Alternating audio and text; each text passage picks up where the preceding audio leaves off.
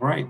Well, good morning, everybody. My name is Clint Isa. I am a civil engineer with Diaz Yorman and Associates, and am the ASCE Orange County branch president. I'm very excited to see all of you guys here bright and early on a Saturday morning. Appreciate your commitment and drive to project management. So we're very excited to be having this event jointly with our new friends over at PMI Orange County. That's a Project Management Institute of Orange County. This event in particular has been in the works for 3 to 4 months at this point, and has really been the brainchild and result of a lot of effort on the part of the ASCE Orange County Branch Professional Development Committee and the PMI-OC Chapter Relations Committee. So thank you guys for all of your efforts. Our committee members are all here today, and really I'm just so pleased with all the effort that has been put into making a really great event that I think most of you in attendance should get a lot out of. So I want to do a quick introduction about ASCE Orange County. I know that we have attendees here from ASCE as well as from PMI. So I imagine some of you from PMI are not familiar with who we are.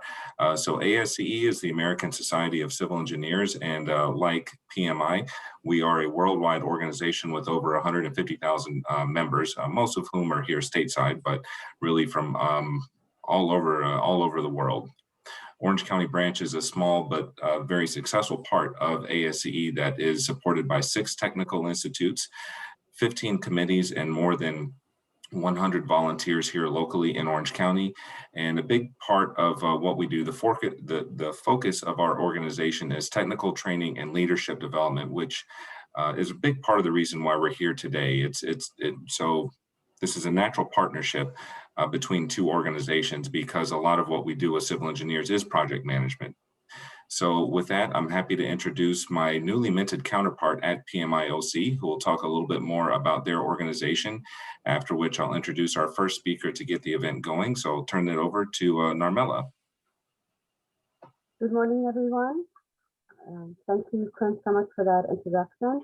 As Clint mentioned, I'm a senior program manager currently working for First American Financial, and I just became the president of PMI-OC. Very excited and honored to take on that role. I wanted to talk more about one of the biggest accomplishments in my life has been getting my PMP. So I want, for those of you that don't have your PMP, I highly encourage you to get it. It really helps you, will help you to build the foundation of project management, and it really opens up a lot of doors and opportunities, at least it has for me. We have amazing training program at PMI-OC, and I also have lots of information that I'll be more than happy to share with anyone that's interested in getting their PMP.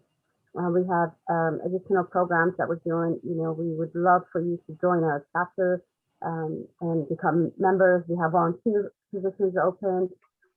You know, some of my background that I listed here, it's all because of, you know, I got my PMP and then I started learning and having opportunities to work on various projects. So I'm really excited to partner with a CEO. Yeah, the engineering. Sorry, I only had 1 cup of coffee, so if I had 2, I'd be able to say more. But anyway, I'm here. If anybody needs to reach out to me, let me know. We have amazing volunteers in our chapter. We would love for you guys to join us. And like I said, anytime you have any questions or anything, especially for PMP, let me know. Reach out to me. Thank you. All right, thank you, Narmela. So I'll go over our agenda here very briefly and then introduce our first speaker. So again, very excited about the lineup that we have available here. We've got a total of 3 presentations and 4 speakers. The first speaker will be Miss Christine Hayes-Munton. The title of her presentation will be, "Are You Really in Control?" And she will be followed by Abigail Bernstein, who will be discussing building ethics into your team culture. We'll have a short 5-minute break after Abigail's presentation, after which we will have a joint presentation between Karen Nguyen and Marty Wartenberg, who will be discussing the value and creation of a happy, high-performance team. Then we'll go into closing remarks with breakout rooms following the closing remarks. So some of the speakers will allow for time for questions at the end of their presentations. If for whatever reason your question doesn't get addressed during that time, you are welcome to follow up with either Raymond Dimla and or our speakers, and there will also be a survey email that will be distributed through which you can submit additional questions. And again, the breakout rooms at the end, the purpose of those are really for kind of a joint post-processing session where you can share your own personal experiences with regard to project management, lessons learned, and kind of discuss the notes that and value out of the presentations that you'll be listening to today. So with that, I'd like to introduce our first speaker. Again, this is Ms. Christine Hayes Munson. So many letters at the end of her name. So Christine is an IT leader with a proven track record of successfully completing projects in the financial services industry. She specializes in implementing high-profile cross-discipline projects relating in deliverables aligned with the organization's strategic objectives. She oversees a risk and compliance program balancing internal controls, regulatory requirements, information security best practices, and entrepreneurialism. Ms. Hayes Munson's interactive presentations and courses integrate project management theory with hands-on experiential learning. She has presented multiple PMI-OC advanced topic seminars, as well as presented at PMI-NA Global Congress in Vancouver and San Diego, Southland Technologies Conference, and other professional association events like this one. She serves as a University of California Irvine Extension's Project Management Certificate Program Instructor. PMI-OC recognized Ms. Hayes Munson as a PMI-OC Fellow. She remains an active chapter volunteer as a PMP preparation course instructor and new member orientation presenter. So with that, I'd like to turn it over to Christine to get us started. Thanks, Clint, for that introduction. Let me share out my screen here so that you can all see the PowerPoint that goes with this, because what is a presentation without a PowerPoint? All right, well, thank you for that introduction, and I'm excited to be with you here this Saturday morning and talk about things that seem not really that sexy: monitoring, controlling, and understanding where your project is. One of the fundamental block and tackling things that we need to do as project managers. So there are 3 learning goals for us today. The first one is about taking what we learned from watching our project during the execution phase and turning things into actionable knowledge. And that actionable knowledge is going to help us make decisions. And those decisions are basically, should we take a corrective action and make a change in our project as we see something unfold? Or should we allow the project to continue as is? And then as we decide to make a change, either a change or to not make a change, one of the two, what type of unintended consequences will occur at that point in time? I've been thinking about this for a long time. Many, many years ago, I was managing a project, and it was probably yellow, kind of greenish, kind of amberish, but it was not perfect, right? And then I went on vacation for a week, and lo and behold, I came back, and the PMO had magically proclaimed my project red. And then the PMO director got on a plane, flew out to California. We sang Kumbaya for a while. We threw more resources at my project, and lo and behold, the status really didn't change because it was a huge program, and my piece of the part of the program, the project I was managing in the program, was dependent very heavily on another project. And it turns out the issues that my project was experiencing was really something that was going on in another project, and we were waiting for the deliverables from the other project so that we could continue to do our work. So it made me really stop to think about, what do I really see as a project manager in my project? What do I see in my programs as a whole? And when should I make a change and when should I not make a change? Because sometimes change is good and sometimes change isn't. But it's the thing that we struggle with a lot as project managers, is knowing that secret of what to do. So today we're going to review a little bit of Pmbok guide basics around the processes of monitoring and controlling. For those of our ASCE friends, the Pmbok guide is the basic project management Bible, for lack of a better term for it. It includes both the processes and procedures around how to manage a project at a high level, and as well, it also includes the project management standards. So it's a very important book for us all to be very familiar with. And then we're going to talk about why we care about all this, and especially emphasizing business value. And then we're going to talk about change and causality as we contemplate whether or not to make the change. And as we talk a little bit about change, we're going to talk a lot about Deming's famous funnel experiment and the lessons learned from that. My goal is to have us have some time at the end of this presentation for us to get into breakout rooms. And this is where I'm going to hop between breakout rooms and where you're going to teach me about what you're doing and how you make decisions about when to make change in your project or not. So I love Edward Deming. I came to discover him a couple of years ago, and I love this quote. There is no such thing as a fact concerning an empirical observation. Any two people may have different ideas about what is important to know about any event. Get the facts. So think about it. We are project managers, and we're looking at our project, and we're observing our projects, and other people are observing our projects, and we both might have different opinions about what we're seeing going on in the project. And Deming tells us to get the facts and to figure out what set of facts is really true between all of us. So it's a big challenge for us. The Pmbok guide gives us a couple processes for us to look at our projects in, and we always say them really fast. Monitoring and controlling, like it's one word. But they are really two distinct words and have two distinct definitions, and these definitions do come directly out of the Pmbok guide. So to monitor is to collect project performance data. So in other words, as our project executes, something is going to happen. I do a lot of IT projects, so I'm going to talk a little bit about IT projects as we go.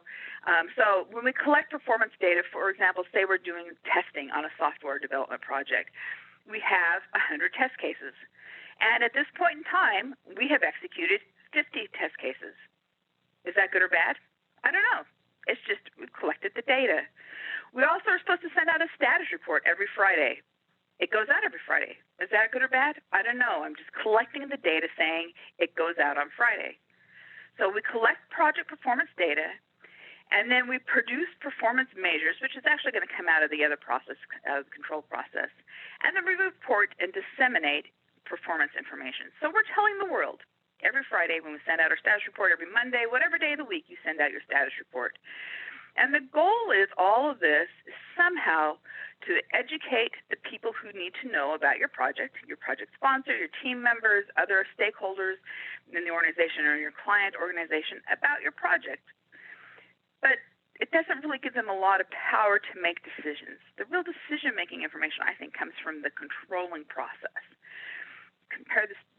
Look at this definition. Controlling is to comparing actual performance with planned performance. So we all know about, I have a budget, am I ahead or behind in my budget? I have a schedule, am I ahead or behind in my schedule? Am I building the actual scope of what I've agreed to? So there is something that I have planned before I started the work, and now something is really happening as I'm executing my project. I'm seeing actual things happening. Again, back to my test case example. I planned to do 100 test cases, and now I've done 50. So now I'm taking my actual and comparing it to my plan. So when I look at my plan, at this point in time, I'm supposed to have executed 49 test cases. And like I said, I've done 50. So now I'm going to go to the next part. I'm going to go to analyzing variances. So this is a good variance, right? I'm ahead. That's always a good thing. But I'm going to analyze my variance because what if I was behind? That could be bad. And then I'm going to assess trends to effect process improvements. So if I see my project behaving a certain way, how can I change? What changes do I need to potentially make to improve the process of running my project and to get the project work done more carefully?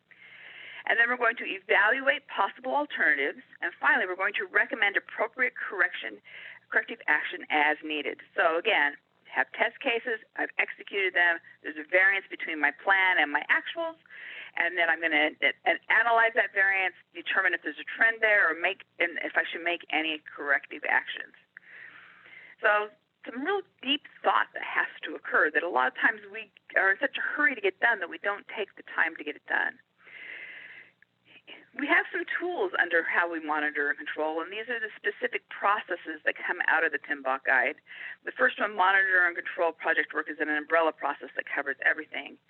But you'll notice in monitor, what we're really monitoring is not some of the things you would think you're monitoring. You're monitoring communication, risks, and engagement. So you're looking at, did that communication go out on Friday like it was supposed to?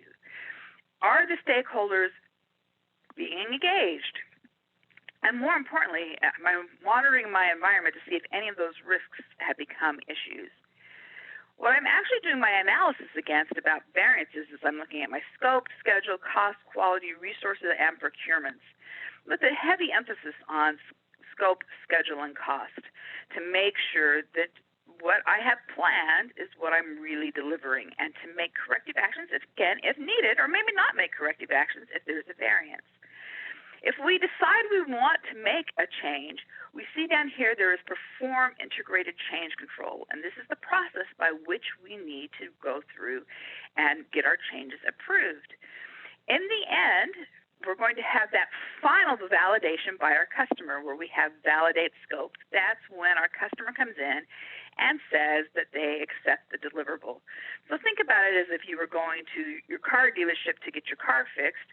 They write up the order, change Christine's flat tire. You go away, wait in the waiting room, and you come back later and they say, hey, we have changed your flat tire. And you look and say, yes, the flat tire has changed. And I sign off on it and say, yes, my flat tire has been changed. So I, the customer, accept the work of the project. We do all of this to make sure that the project remains aligned with business needs. We are not building widgets, executing test cases, or doing whatever just because we feel like it and that keeps us gainfully employed. We are doing the work of the project because there is a defined business need. And it's our job as project managers to make sure that we keep our projects aligned with the business need. And sometimes that changes over time, which is hard for us to understand because we get sometimes very fixated on keeping my schedule, keeping my budget.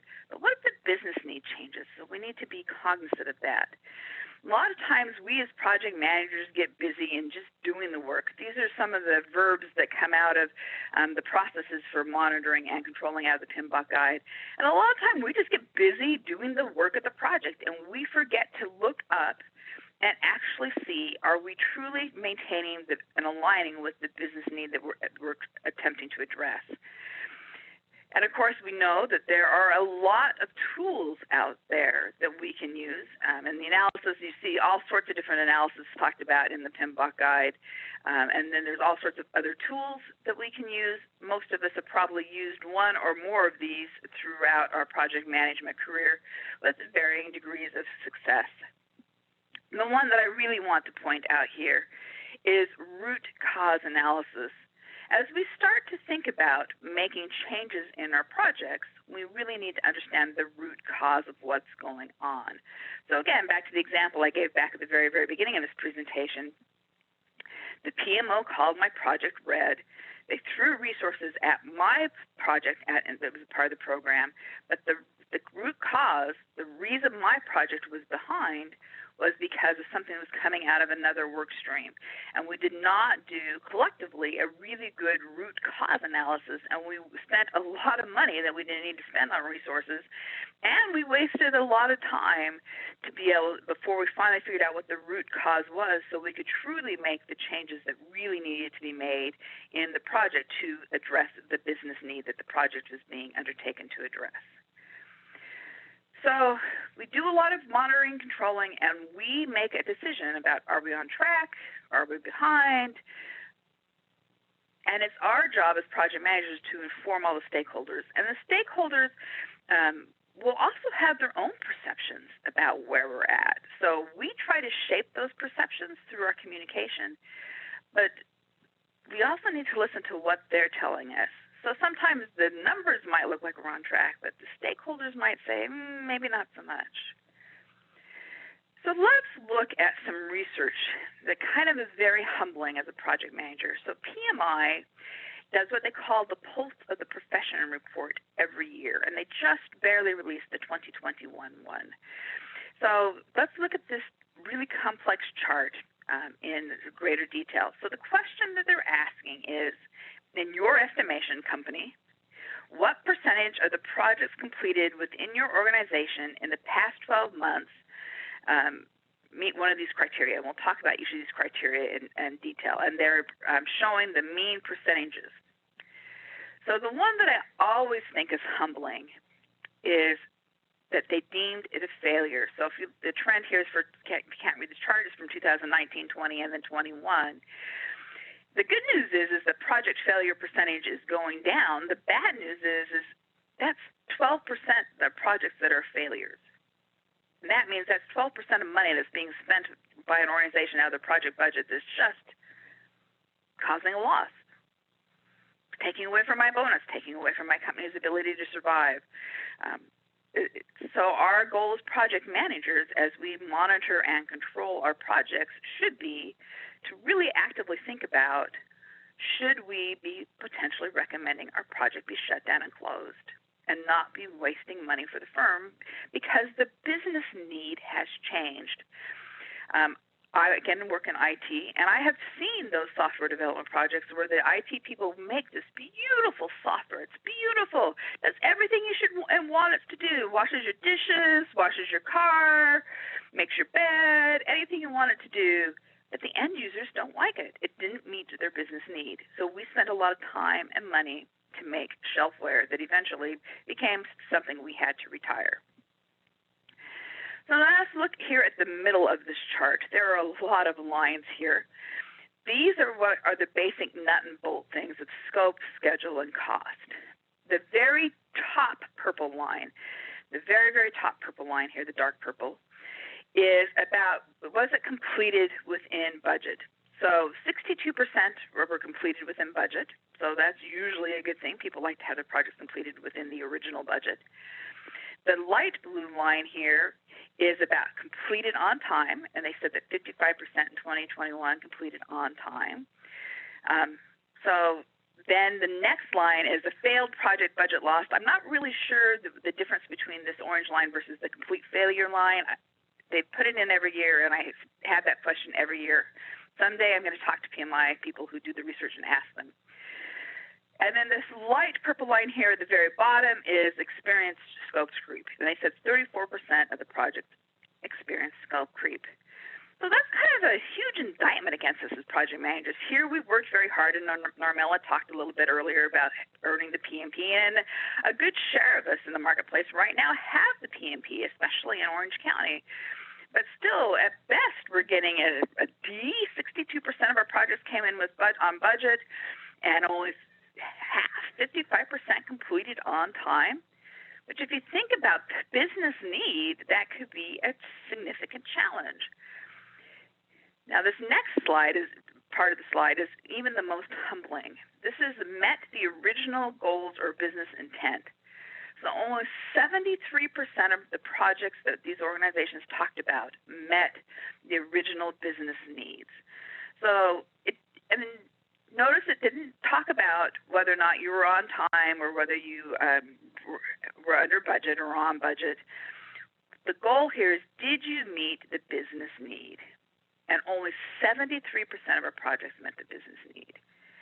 To me, that is one of the most scary statistics and most humbling statistics as a project manager. I have people who work on projects with me who work very, very hard.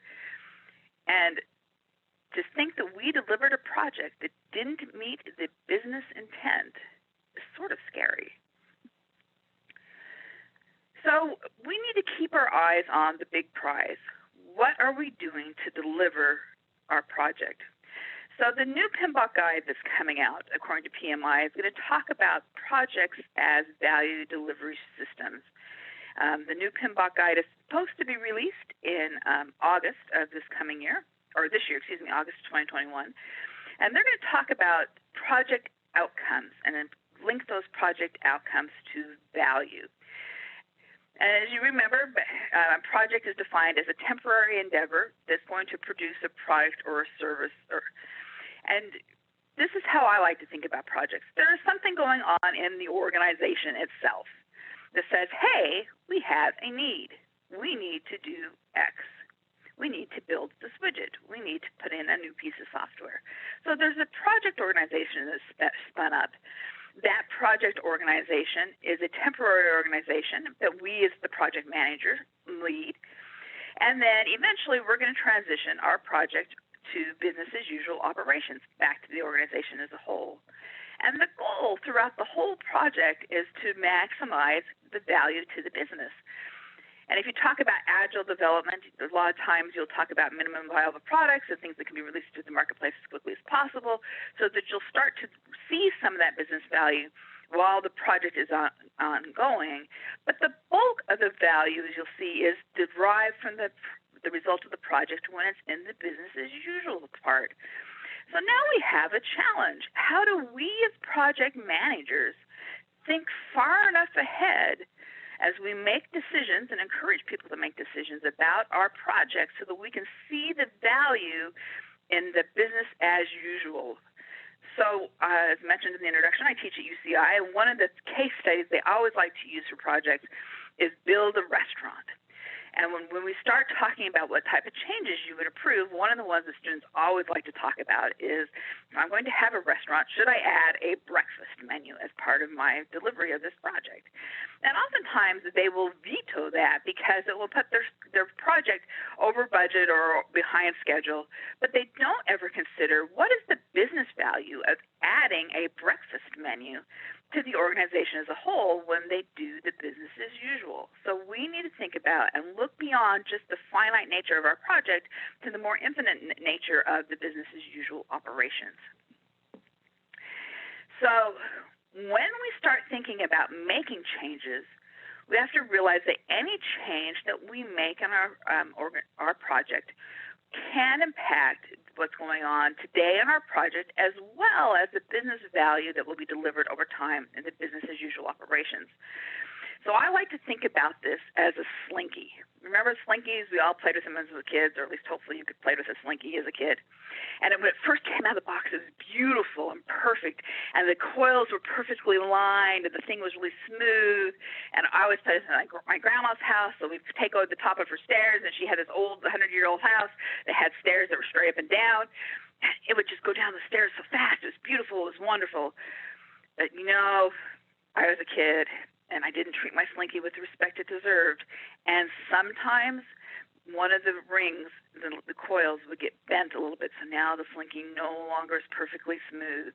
And it now no longer goes down the stairs the exact same way because I made a little bit of a change or a little bit of a dent in one of the coils. And the worst case scenario is when I did something and got the whole slinky all tangled up, and now there's no way for it to go down the stairs, right? So any of those decisions I made as a slinky owner who was playing with the slinky impacted other parts of the project or the slinky usage itself. So if I made a change to B, that link in the middle, it impacted all of the other things that I would do with that slinky, B, C, D, and A, right? So I was always short-sighted as a child. I don't know why but sometimes I did things I just didn't think about the impact of that. And I certainly didn't think about the unintended consequences of what would happen long-term to the slinky that Grandma would have to, because I got it so tangled up that eventually I'd have to throw it away because it was a failure. Not that the slinkies are expensive, but, it was just the principle of Grandma having to throw the slinky away. And then the temper tantrum would ensue, right? But think about it, as we make changes, we don't know what we don't know. Again, if we're looking very much ahead into that business as usual operations focus, where most of the value of our projects are realized, we don't know what we don't know 3 to 5 years out, potentially, once our project is completed. So we really need to think, again, very carefully about the changes we make. Even though it seems like a small and innocuous change, it could have some significant long-term consequences. So a friend of mine sent me this to help me understand the importance of making good change decisions. When you discover that you are riding a dead horse, the best strategy is to dismount. In many companies, more advanced strategies are often employed, such as changing riders, appointing a committee to study the horse, changing riders. Oops, I came in again. Sorry about that. There we go. arranging to visit other countries to see how other riders ride dead horses, lowering the standards so that dead horses can be included, reclassifying the dead horse as living impaired, hiring outside contractors to ride the dead horse, harnessing several dead horses together to increase the speed, providing additional funding and or training to increase the dead horse's performance, doing a productivity study to see if lighter riders would improve the dead horse's performance. This is my favorite. Declaring that as the dead horse does not have to be fed, it is less costly, carries lower overhead, and therefore contributes substantially more to the mission of the organization than do some other horses. And finally, rewriting the expected performance requirements for all horses. So we've all made some of these bad decisions, right? So now let's talk a little bit about thinking about maybe some of the decisions we can avoid in changing some of our decision-making patterns. We're going to talk about Deming's funnel experiment. Many of you may already be familiar with this, but I'm going to show here a quick video on YouTube to explain his funnel experiment. So what he does is he takes a marble and drops it in a tube or down a funnel and tries to hit the target. There's no sound for this, so you're going to have to listen to me narrate the video. So here goes the video. Notice this funnel doesn't change, and the first time around I'm just dropping the marble and trying to hit the funnel. So you can see that it's going on, and then we're going to show where the marble actually hits. And you'll see there is variation, just like in our project, right? We have this perfect plan. Everything should be going fine. We have the target, and we have variation. Now, the second time, we're going to make some changes. Notice that we're going to take and move the funnel the exact opposite direction of where the marble lies when it lands. So see, watch. We measure it, and now we're going to scientifically move the funnel. And you see the funnel moving. Now you can see the variation. Now notice the variation pattern here is different. And it's wider than what was around the target when we just left it where it is. So that didn't work, so we're going to try another variation. So rule 3, we're going to take and we're going to move the opposite direction again. So we're going to keep compensating to make sure that maybe we'll get closer to the target. So see here, we can move again. And we just keep moving our funnel, thinking that this is the best thing since sliced bread. And we see variation. Oh, this time the variation is even broader than the last time. So that didn't help us. So now what are we going to do? So here's the last one, where you take and you move the funnel and you put it directly over the marble and where it landed and think that it's going to make a better deal about getting closer to the target. So we make all these changes, and you can see here, again, we're going to make the change again, and you're going to see, again, in just a second, the variation map, and you'll see that, again, there's a lot of variation, and the variation changes over time, but again, it's still not as good as that first set of variation that we had. So we can see, again, that our actions did not necessarily make the project of doing the making the funnel work better was not necessarily successful. So Deming has some lessons learned from that experiment. The first one is avoid management tampering. He says that management is making arbitrary decisions, just tampering. And part of the reasons that they're tampering is they don't understand the root cause of the variation that's being observed. His assertion is, and I think we can all say that we've seen this happen in our own project management practices, that there is going to be change. Now, the question is this common cause or special cause? And these are statistical terms. I am an English major, so I'm going to pretend to explain this to you. So common cause variation is the variation that you see that happens every day. So, for example, back in the day when I used to commute to the office, if I left at the same time every day, I would arrive at the office somewhere between 6:45 and 7 o'clock in the morning. And it was And the only way that you can make a change in that would be to left a little earlier, all sorts of things around like that. But the reality is that variation occurs because there's normal traffic ebb and flow. Maybe I drove a little bit faster, maybe a little bit slower, but I arrived within that, usually within that 15-minute window. Then there is a type of variation called a special cause. So one day I got up to go to work like I always do and discovered, lo and behold, I had a flat tire. At that point in time, my oldest son had a driver's license. He was living in the house. And so what did his mother do? Because she loved him, she stole his car keys, woke him up, told him to tell his dad he had a flat tire and that he would have to deal with it before he went to school. And then his mother left him and her husband and went to work in his car.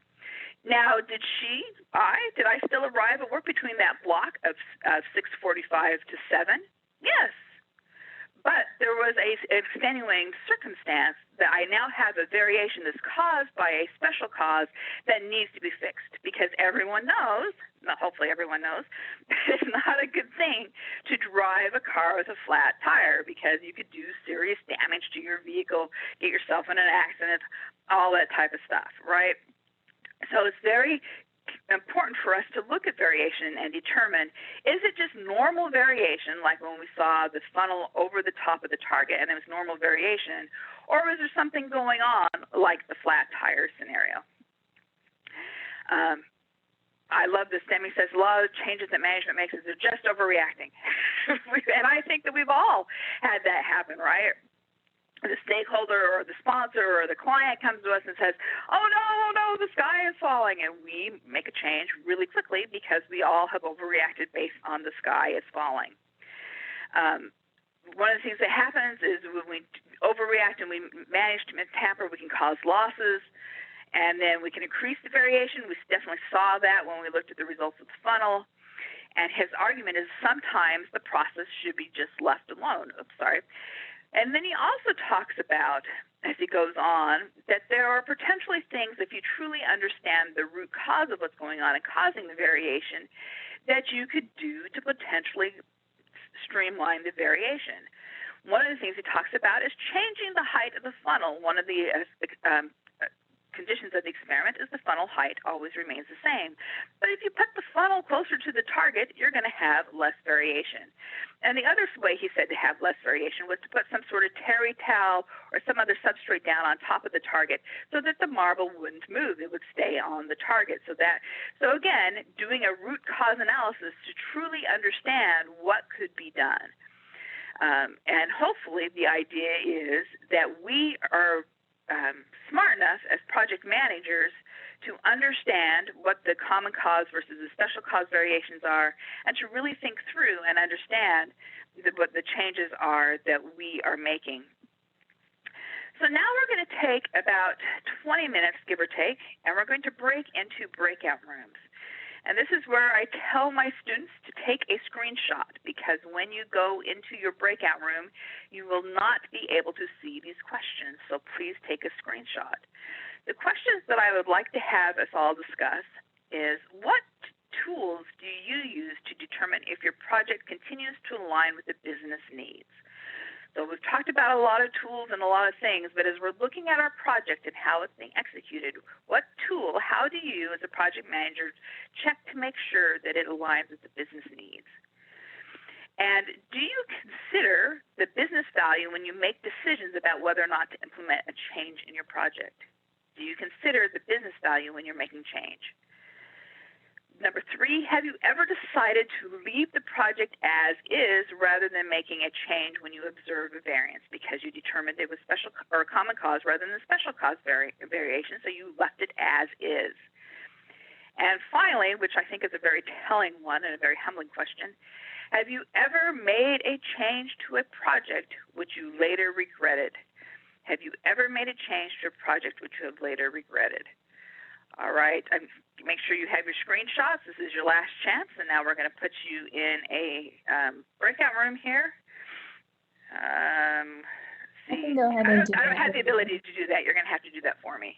Sure. So I have about 6 breakout rooms with 3 to 4 participants per room. So we'll allow time for a quick introduction and then some time for discussion. So They are getting created now. So you should have a pop-up on your screen to join your breakout rooms.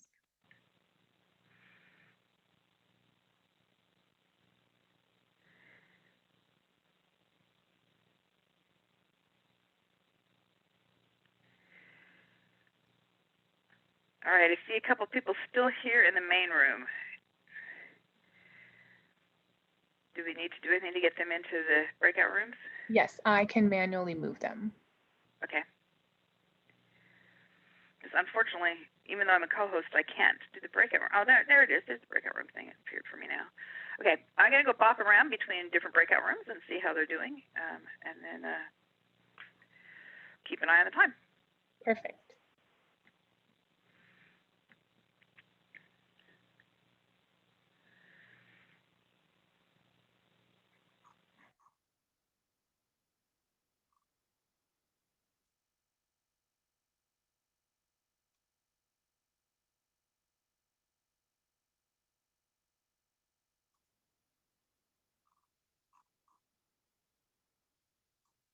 Okay, so I just want to check on Trent, Aline, and Tanya.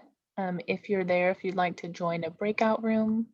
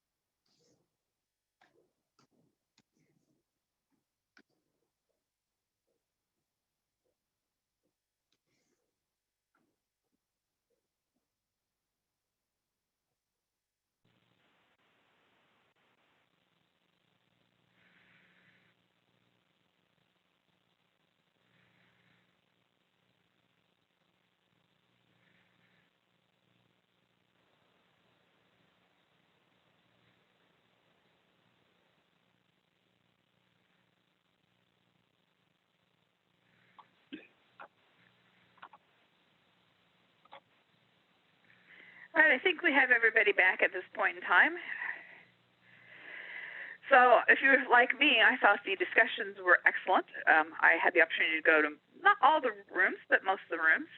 So unfortunately, we're not going to be able to go and summarize per breakout session, but I was hoping this, as the spirit so moves you, that someone might be willing to share some of their thoughts around the first question about what tools do you use to determine if your project continues to align with business needs? Who would like to share about tools being used?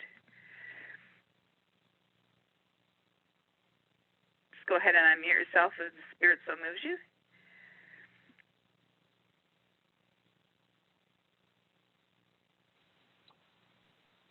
I can, oh, sorry, go ahead, Gregory.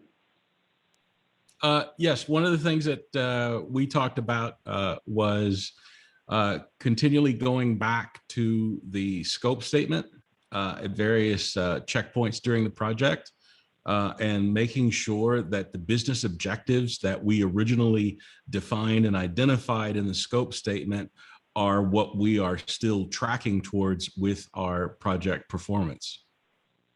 I mean, obviously there are a lot of other metrics, but that's one of the basic ones that we consistently use. Yeah, I think sometimes we as project managers forget that, right? We just think about the deliverables and the cost and the schedule. We don't necessarily think about the stuff that's in our scope that we talk all the time about putting in there, which is the business objectives. So, yeah, absolutely. All right, let's look at anybody want to share. My favorite question is around, did you ever make a change that you regretted? Who would like to share about that?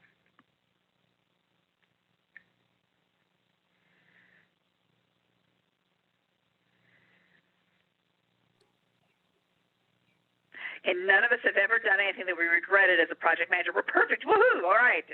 Our preachers of the choir. So in one of the breakout rooms, I will preserve their anonymity. I heard people talking about challenges with resources and feeling those decisions, some of the decisions they had regretted with putting the wrong person on the project or not investing in the resources and giving them the training and the time that they needed to come to the level of skills that they needed to work on. So I definitely have that regret too. So I thought that was good to hear. Some other things that I heard people talk about is how the tools and the things that we use change throughout the course of the project's execution, the decisions and how you make sure that you're tracking to the business need early on in the project is much different. For example, if you're doing a technology project and you get to implementation, that type of thing, so that things change over time. I want to leave you with a message of encouragement that there are successful projects in the world. They do exist. And this is PMI's video for when they talked about the most influential projects in 2020.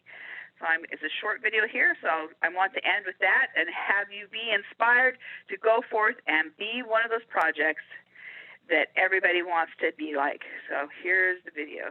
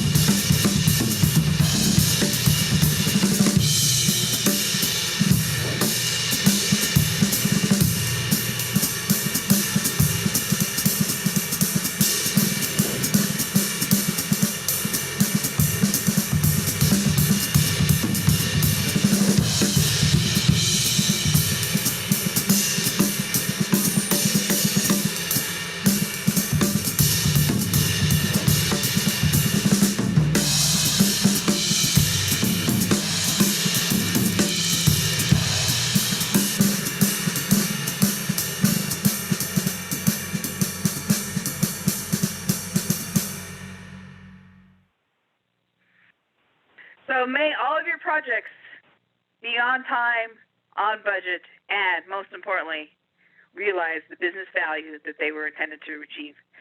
All right, I think we are done, and I'm happy to stay and answer questions, but this also is a great opportunity for you to take a break. I'm going to give it back to Melissa, who I think is in charge. Thank you, Christine. Yeah, we can open it up for a little round of questions if anyone has questions for Christine.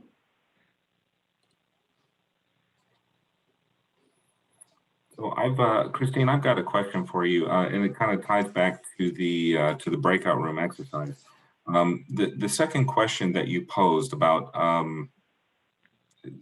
doing things for business value. And when I was in the breakout room with Eduardo, one of the things that we were discussing is that on the surface, it would seem like, well, yes, everything kind of comes back to business value. And then in my mind, it kind of triggered a follow-up question is, well, what is something that you be doing that doesn't have business value? Because the only thing that kind of comes to mind is, if you're not doing something to like make more money or something like that, then you're doing something for the people that you work for, or for the people that work for you, and even that's an investment that has business value. So, what is there something that doesn't fall into that category? So I think my example is not necessarily something that doesn't fall into that category, but things when you have conflicting business values. So we are a firm that does a lot of projects for a major client. Each of us has our own different business values, right? The client has a business value, we have business values, and then we have contractors who work for yet another firm, right? A third-party supplier to us that have business values. So how do you get all that synthesized into what the business value of the project is supposed to be? So each of us have different opinions of the project, right? So the client who we're doing the project for really owns the ultimate business value, right? The business as usual, what are we going to get when this project is done? But my firm has a business value proposition about trying to maintain a relationship with this client, maybe growing some of the products and services that we sell to that client. And then there's the vendor who's providing services to us who has yet a whole nother set of objectives, right? It could be a contracting firm and they're trying to get more contractors in the door. So what is the real business value that this project is delivering, and who owns that? And is that person who truly owns the ultimate business value making and involved in the decision making? One of the people in the breakout sessions talked about having a change control board, and so they avoided regret, right, or as remorse on the decision making because they had an active change control board. So you have to make sure that the business value owner is on that change control board of the ultimate value of the project, not all these other competing interests. Does that kind of clarify that a little bit, Clint? Yes, thank you.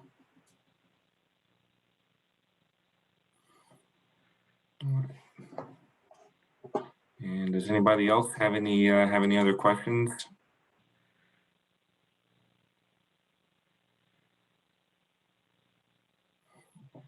All right, so I guess if not, and that's completely fine. Christine, I want to thank you so much for the presentation. I learned quite a bit from it from myself, and you know, I've been kind of doing project management myself for the better part of 10 years, and it is interesting to see how a lot of the things that we think about, you know, in civil engineering they sort of apply basically in any industry. And it was really refreshing to see the perspective that you offered on that. Kind of got me thinking about ways that that I can be looking at things differently. So I appreciate it, and thank you very much for the presentation. Thank you. All right, so our next presentation is going to be by Ms. Abigail Bernstein, and the topic will be building ethics into your team culture. So Abigail is the Senior Project Manager in the IT department at Roth Staffing Companies, which is one of the largest privately held staffing companies in the country. She has worked there for 9 years and earned her PMP certification in July of 2018. So Abigail, if you are ready to go, the floor is yours. Great, thank you so much. Let me go ahead and share my screen. Be able to see my PowerPoint okay? Yes. Perfect. Well, good morning, everyone. My name is Abby Bernstein, and I work as a Senior Project Manager in the IT department specifically at Roth Staffing Companies, where I've been for about 9.5 years now. And I'm really excited to be here today talking about building ethics into your team culture. And the reason I like covering this topic is because work culture really affects all of us individually. It affects our teams, and it affects the companies that we work for as a whole. And so today we have a mix of project managers and civil engineers on this call. And both of our roles have a really large range of influence. We interact with our own teams, other departments, executive teams, external stakeholders, et cetera, et cetera, et cetera. The list really goes on. So what's great is that we are uniquely equipped to embody and perpetuate positive and ethical work cultures. So in terms of the structure of today's presentation, this was originally one of the advanced topic seminars, so a longer presentation. So we're going to be going through a bit of a reworked, condensed version. So the agenda on the screen now is actually for the full presentation, which really covers defining company culture, which usually sits at that C level of an organization, implementing your culture, which includes both applying your culture in an ethical way when hiring, as well as aligning current employees to the culture, and applying your culture, which looks at how we can apply the company-wide culture, as well as our personal and team ethical framework to our everyday decisions at work. So for today, we're going to focus on the final two sections, aligning current employees and applying your culture, with a couple minor tangents thrown in there because I couldn't help myself. So I wanted to start out by defining a few of the major terms I'll be using today. So kicking it off with a definition of ethics. And for this definition, I went straight to the source, straight to Merriam-Webster, which says or defines ethics as a set of moral principles, a theory or system of moral values, the principles of conduct governing an individual or group, a guiding philosophy, a consciousness of moral importance. And when comparing ethics to morals, Merriam-Webster makes the distinction that morals connotes an element of subjective preference, while ethics tends to suggest aspects of universal fairness and the question of whether or not an action is responsible. So when we're discussing ethics in team culture, we're looking at that more universal understanding of values and morals as defined and enforced in a team's culture. So what am I saying, or what am I referring to when I say team? And I am using the term more loosely to represent groups that exist within a company. So whether those are distinct departments or other cross divisions of a company, such as committees, leadership teams, really any smaller group within a company that will have its own distinct culture. So when thinking about building ethics into team culture, I definitely recommend thinking about all those groups that you're a part of, regardless of your varying levels of influence in those groups. So for example, I'm in the IT department and I manage one other team member. So the IT department is where I have the greatest level of influence. I meet regularly with the project managers of the other corporate departments. So I would consider that another team that I'm a part of and have influence in, albeit less. And then finally, I regularly meet with the corporate executive team where I have the least level of influence, but as a participant, I still contribute to that team culture as well. And then finally, a definition of culture. And I will say that there are countless definitions, or I should say definition variations out there for culture. But I really liked this one, which is from a fellow staffing company based in Australia. Workplace culture is the environment that you create for your employees. It plays a powerful role in determining their work satisfaction, relationships, and progression. It is the mix of your organization's leadership, values, traditions, beliefs, interactions, behaviors, and attitudes that contribute to the emotional and relational environment of your workplace. These factors are generally unspoken and unwritten rules that help to form bonds between your colleagues. And I really like this definition because I think it gets at how essential work culture is. It's the foundation of a company and really dictates how it operates, from kind of small scale interpersonal interactions at the now virtual water cooler to the larger scale aspects of how the company operates. So before I jump into my slides and we further discuss, I did actually want to take a few minutes to do an exercise to get us thinking about the impact and importance of company culture. So I'm going to ask 3 different questions, have you think through them, and each one kind of builds on the last. So feel free to write down anything you want, and we won't share at this time, just be thinking about it for you.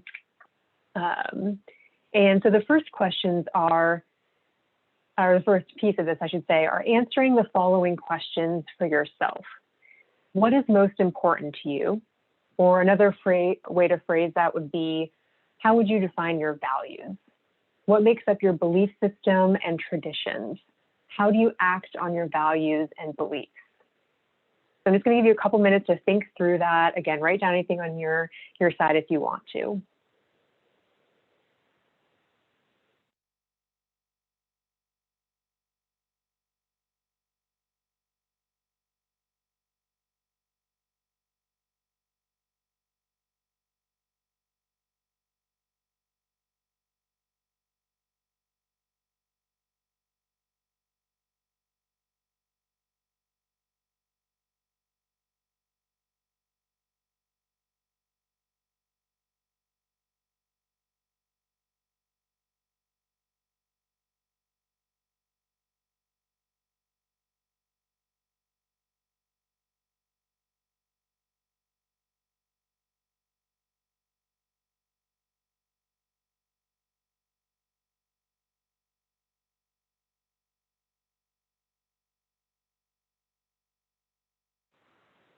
Now, I know those are big questions and probably ones you could spend a lot of time kind of going through, but moving on to the second part of the question here, think of examples from past or present job and write down examples of where you felt that your company either supported you or was in direct conflict with the items on your list. So for example, if you say that family is important to you, there may have been a situation where your manager allowed you the flexibility to take time off and take care of a sick family member. So again, give you a minute to kind of think through and write down anything that comes to mind.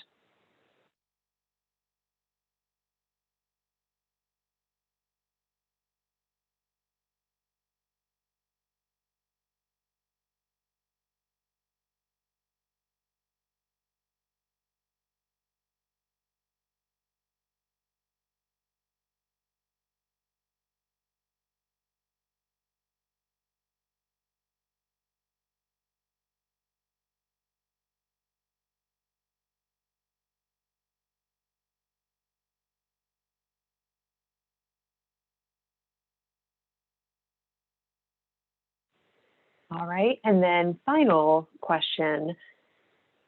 Thinking about those experiences you were just thinking through, writing down, what was the impact of those experiences on your relationship with the company, or maybe your direct manager who was the one that you interacted with for your situations? So again, if I'm using the same example of being able to take that time off to be with a sick family member, that may have resulted in a stronger feeling of trust towards your manager, for example. So again, give you another minute to think through that.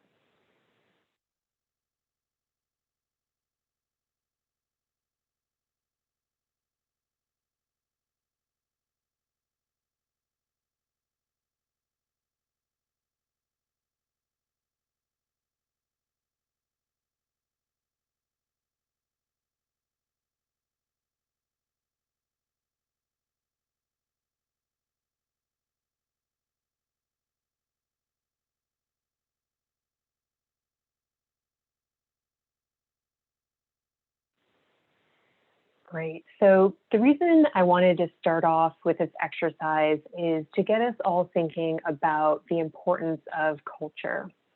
And you may not have been thinking about company culture when that manager let you take time off to take care of your sick family.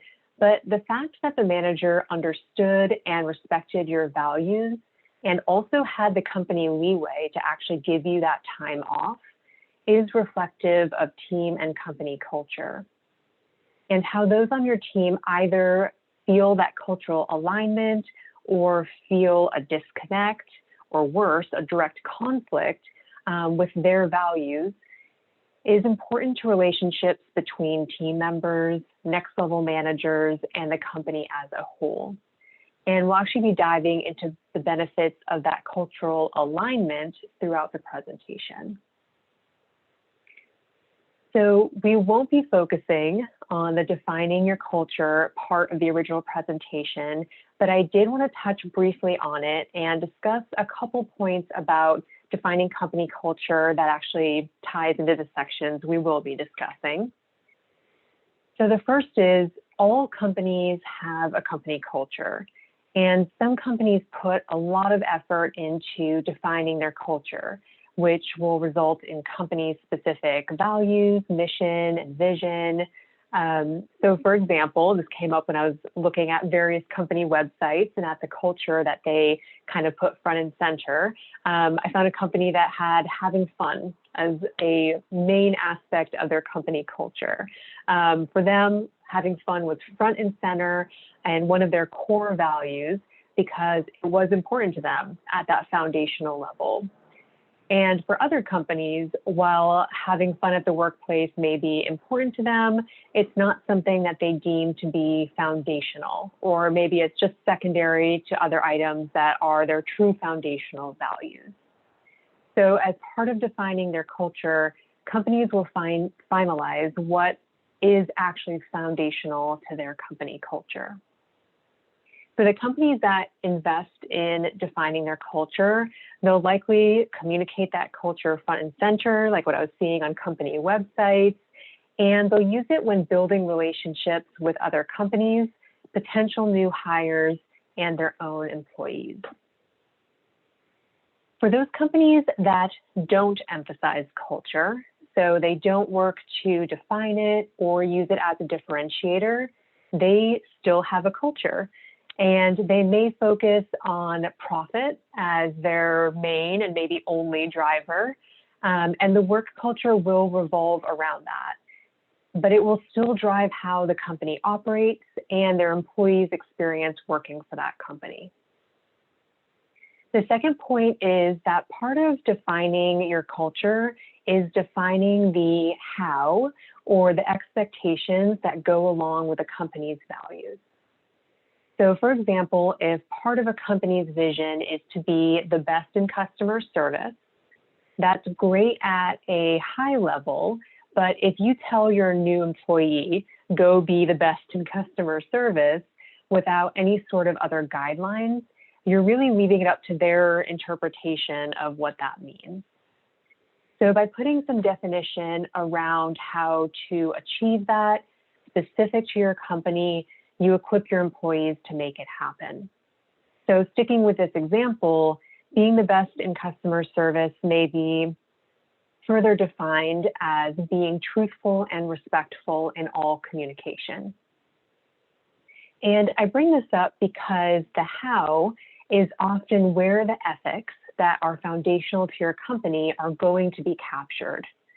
So looking at the customer service example, being truthful and respectful in all communications is an ethical expectation, right? Truthfulness is very much tied to honesty. And then final point on defining culture is I really see the benefit of having that strong ethical framework in place in the company culture is it can result in flexibility and creativity, which actually may sound counterintuitive, but by saying, here are the things that are important to us as a company, here are the items that we absolutely cannot compromise on, employees have the flexibility to have their own kind of style within that framework. And how I see that in my personal experience, so raw staffing companies' values are listed here, and they contain a lot of the how behind how we treat others. And the last value is, if it's ethical and enhances customer satisfaction, do it. And what I appreciate about that value, especially in the context of all of them, is that it sets the framework of ethical decision-making, but within that allows us, the employees, to use our creativity, our own personal style, our analytical and problem-solving skills to take action to best meet customers' needs. And that framework and then resulting flexibility is going to carry over as we discuss team culture and using an ethical decision-making framework. So that was just the high-level points I wanted to hit around the step of companies defining their culture at that top company level. And to transition into the next main step we'll be discussing, in addition to defining and communicating company culture, it has to be implemented. Culture can't just be important on paper. So if culture has a dedicated page on a company website, without that culture actually being executed within the company, then its effect will be temporary. So it may initially lure candidates to apply for open jobs. It may initially be a draw to prospective clients, but if it's not actually embodied, it's not actually driving a company, it will become immediately apparent. So once it's defined, it really needs to act as that framework for daily operations at a company. And that's where we want to start the focus of our presentation today on implementing our team culture as leaders, specifically aligning current employees. So if you remember, going back to our definition of culture, leadership is one of the items that makes up the culture, and it's listed here along with other really important factors like values, traditions, and beliefs. And excuse me, and like I said before, those of us on this call have a really large sphere of influence. We're parts of various teams with varying levels of influence and really have the opportunity to be leaders. And we may not be in a leadership role title-wise, we may not have direct reports, but we can take a leadership role in ensuring that we are building ethics into our team culture and implementing our team culture. And how leadership, us, helps define, implement, and also contribute to the culture is incredibly important. So in discussing being a strong leader, we're going to dive into each of these 4 items in more detail. Define team culture, evolve over time, reinforce culture, and exemplify culture.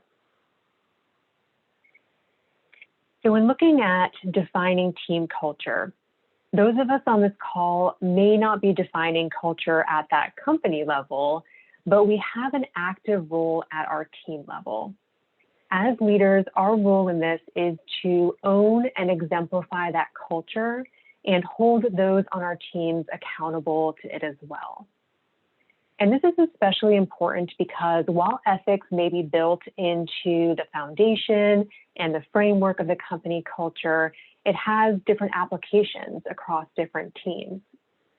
So Gallup suggests 2 techniques to make sure culture is consistent, one of which is to connect the words to the work. Local leaders should be able to communicate the connection of the company culture to themselves personally and to the team's work.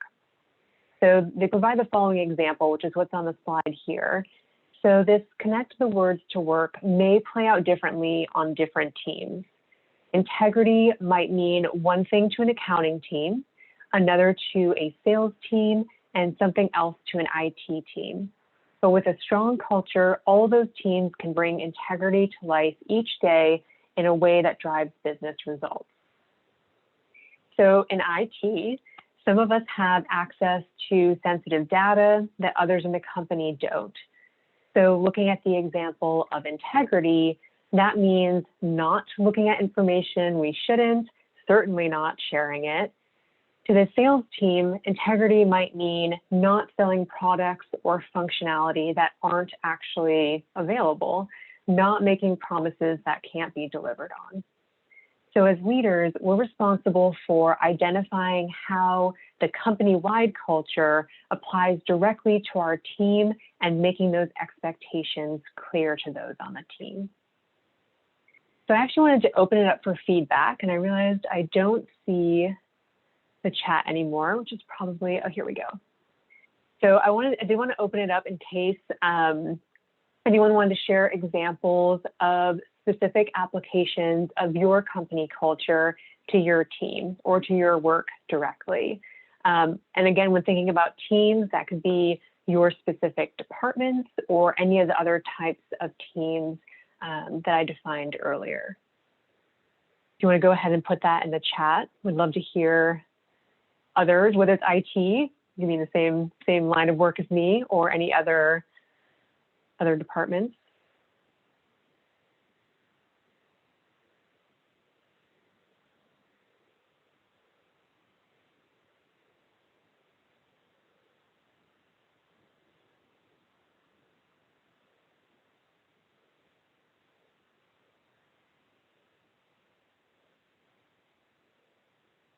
I'm not seeing anything come through yet, but if anything comes to mind, feel free to put it in the chat and we'll come back to that as well.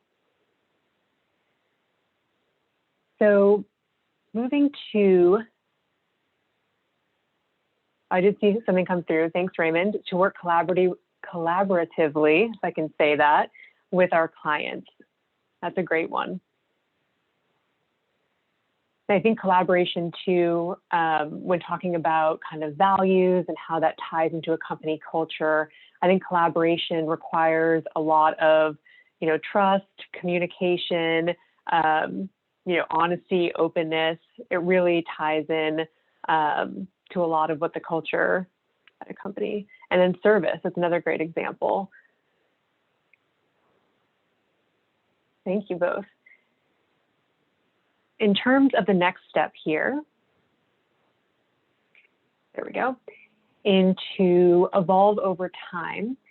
So another reason the leadership role at the team level is important is because team culture can change over time. And we need to make sure that it continues to be an ethical team culture as it evolves. And I like Gallup's definition of what they call sustain your ecosystem, which is the final step of their culture transformation process. And they define it as foster and enrich the culture through ongoing monitoring, accountability, and reinforcement mechanisms for the long term. So to get project management-y here, I honed in on that word monitoring, which ties in great to Christine's presentation on monitoring and controlling. So monitoring, as Christine just outlined, is a huge part of managing an in-progress project. So to draw that comparison between sustain your ecosystem and monitoring and controlling a project, we've set our culture baselines, so to speak, or expectations. We began the work of meeting those baselines, and now comes the ongoing monitoring and controlling of our team culture against those expectations. So breaking from that analogy here, this process never closes like a project does. The defining and fostering of your culture is always ongoing. And so our roles as leaders is to monitor how the team culture is working and making updates if applicable.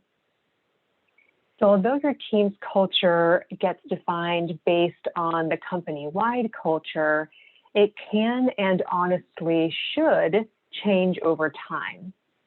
So as new team members join, others leave, as team members get promoted into leadership positions and they bring their own management style, as teams just grow in headcount over time, that team culture is going to change. And I am going to go on one of those minor tangents that I promised would happen to touch on implementing your culture when hiring. So this is a larger part of the original presentation, removed for time, but I did want to make a couple points as they relate to what I just mentioned here. So around team culture evolving as new team members join over time. So our hiring processes should be ethical and they should reflect our company culture. So this means ensuring that our hiring practices are ethical, such as working to remove bias from our job descriptions, resume review and interview processes, as well as how we incorporate our culture when determining culture fit. So the term culture fit has been used to describe those candidates who, as the term would suggest, fit into our company culture.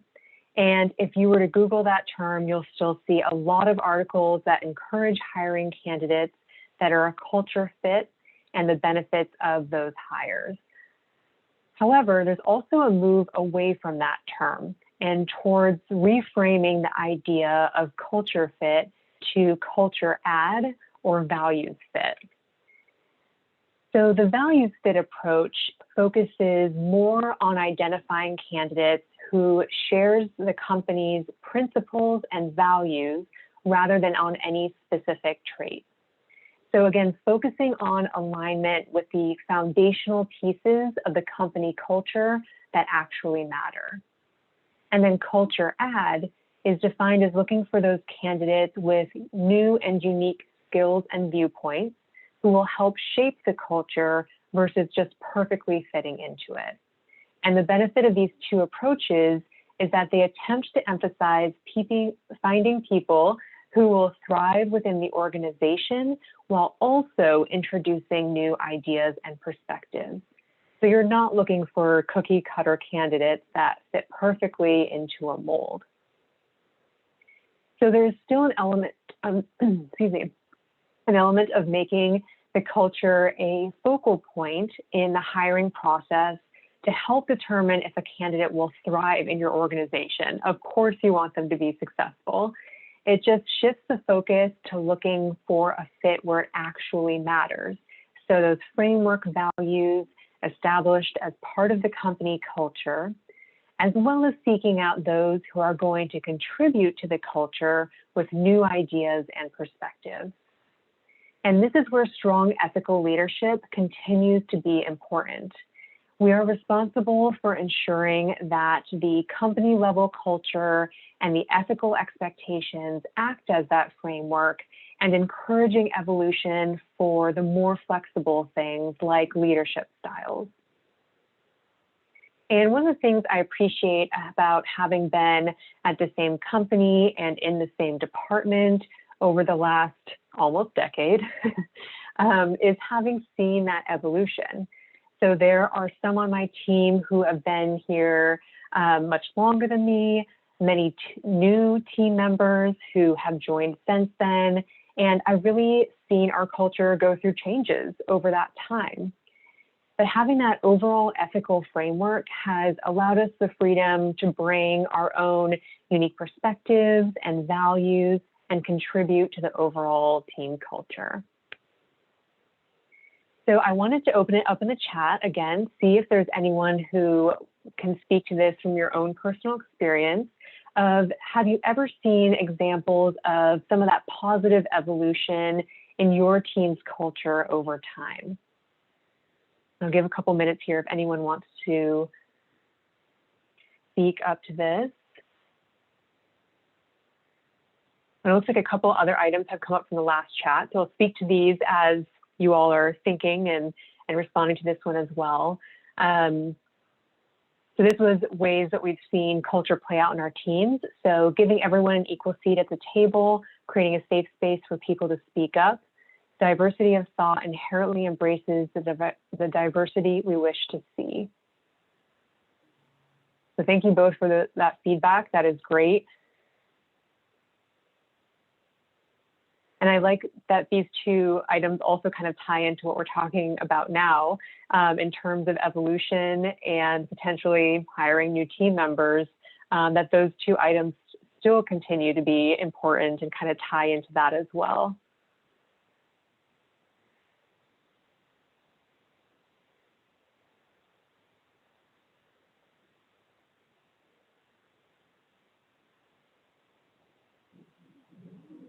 All right, so an example came in of a negative example, which unfortunately happens as well. So feedback here, I see that applying true leadership is a great factor. However, big companies and surprisingly financially successful ones seem to neglect this application sometimes and might not make them lose in the short term, yet lacking this important factor indeed creates toxic culture within. Agreed. And I think that's really where that strong kind of, again, monitoring and controlling, since we all are very familiar with that process, really comes into play, because you can introduce toxic team members or evolve, or I should say your team can evolve to a toxic place over time if that is not monitored and controlled, and kind of and changes put in place to make sure that that positive, ethical team culture stays in place.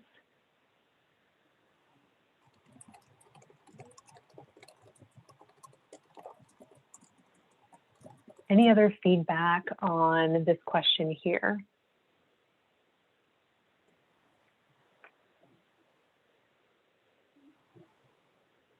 Better integration of new employees, that's great. So almost like the hiring, onboarding, and like team building portion of that, which is definitely a big piece of having new employees starting on a team.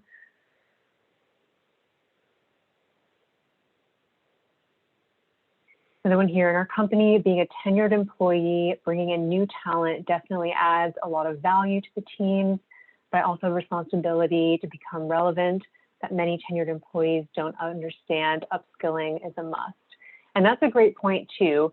You know, talking about evolving at the team level means that individual team members are also evolving, right? And I had mentioned those that get promoted and now they're a manager, also a leader, kind of bring their management styles.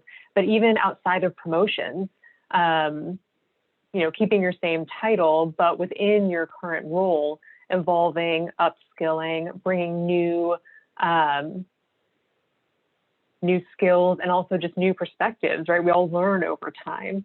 So being able to bring new knowledge and feedback and all of that to teams is so important. So thank you all for that feedback. That was great. So moving into reinforcing culture. So when thinking, oh, sorry, one more chat before I dive into this.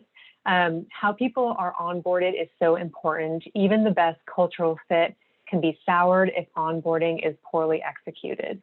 And that is so true. And I think this came up in one of the other chats as well in terms of that initial, I can't remember the phrase used here. The integration of new employees. I feel like those two things go hand in hand, right? Of the initial onboarding. So first impressions are really important. Where I've seen this also come into play is having a defined role for new coworkers. I've seen struggle if someone starts without having a sense of what are the expectations for me and how do I fit into this team? How do I interact with others? Defining that and making that very clear to new hires is vital. It's hard for them to have job satisfaction if they don't know what their job is or how to interact with everyone else. And let's see. And then, yeah, if it goes negatively, that can definitely, again, that first impression can definitely be soured.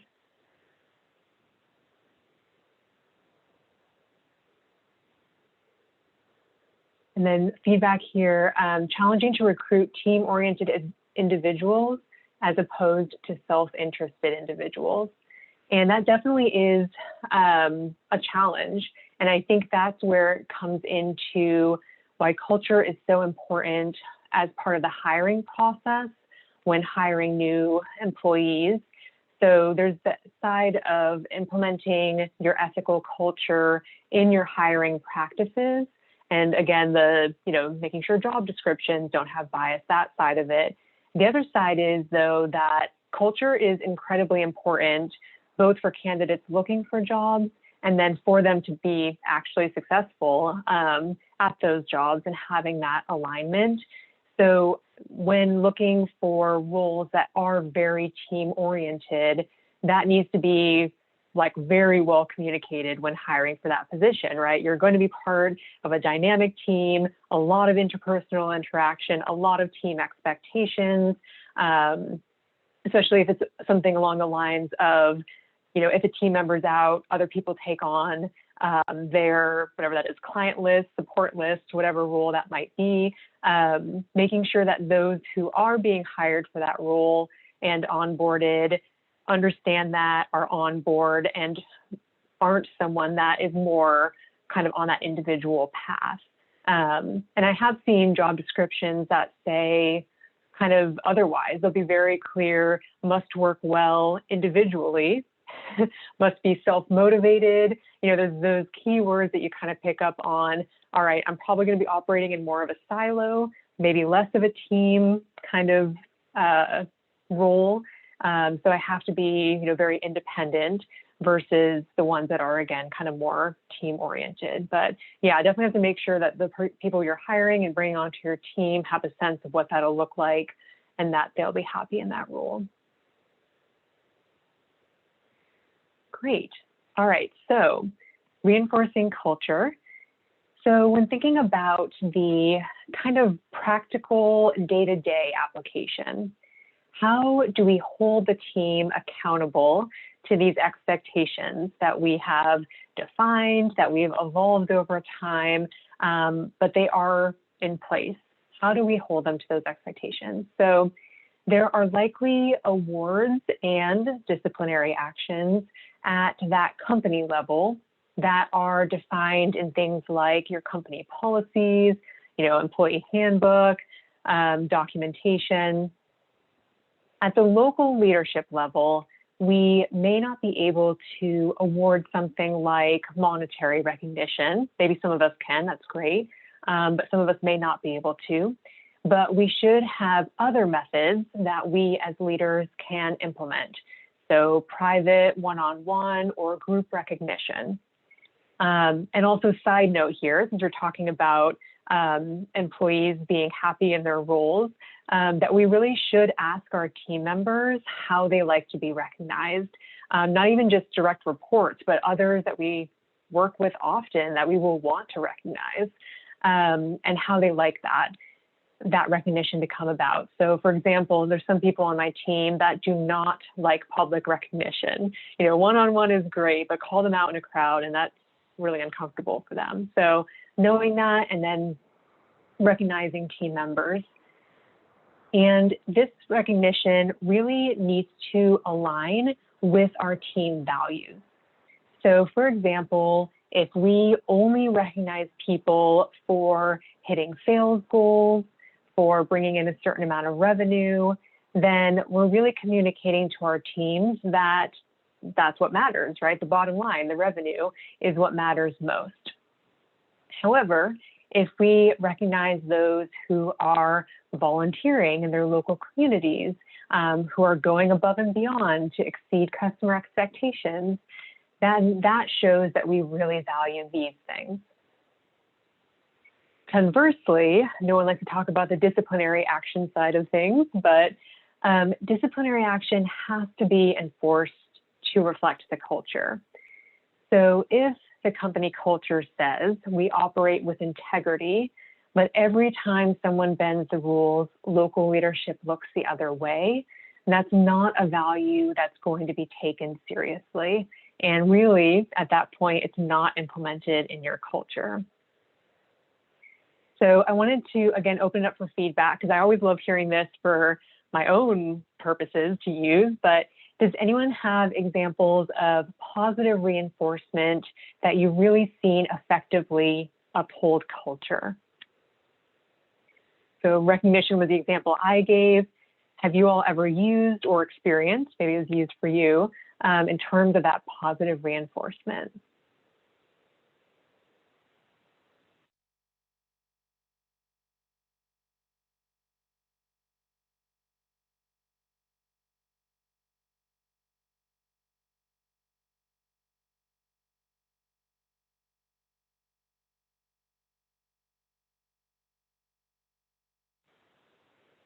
All right, seeing a couple come in here. Lunch with their supervisor. I really like that one, especially with if supervisors are hard to have one-on-one time with, you know, if they're really busy or really high level, having that lunch really shows the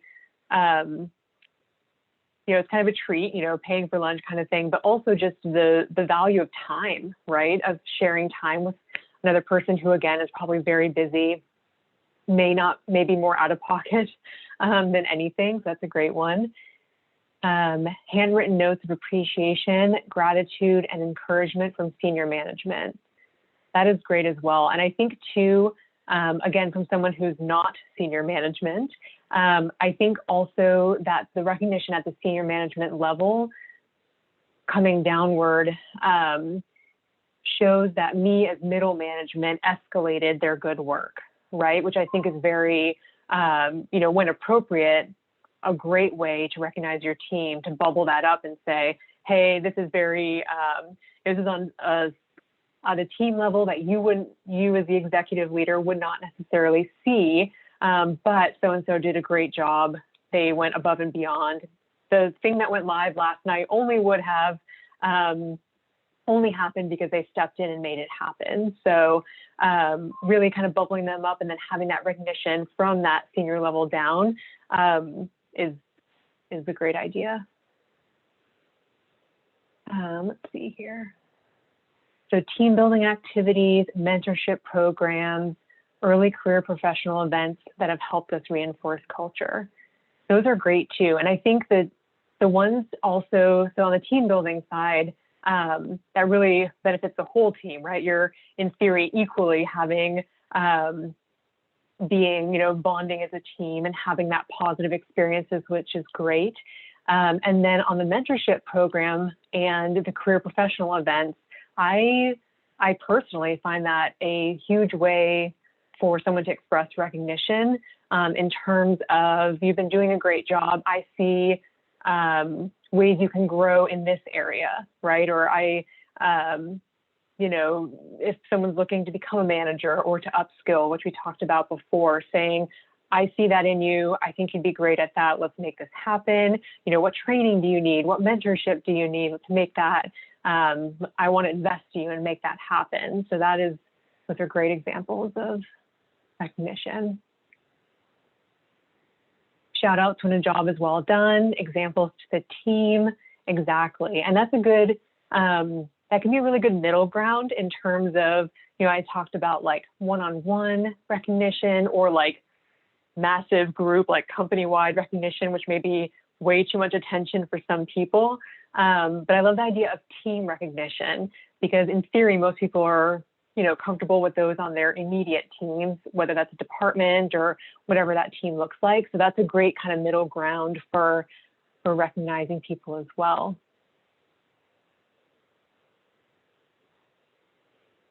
So advancement through promotion, definitely.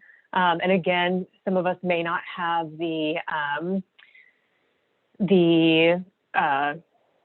position to be able to promote people, but again, can speak to whoever that is, our next level manager, and put a word in, or that person's direct manager, and kind of speak to where you've seen them grow and what you think they can do, and that they're ready for promotion as well.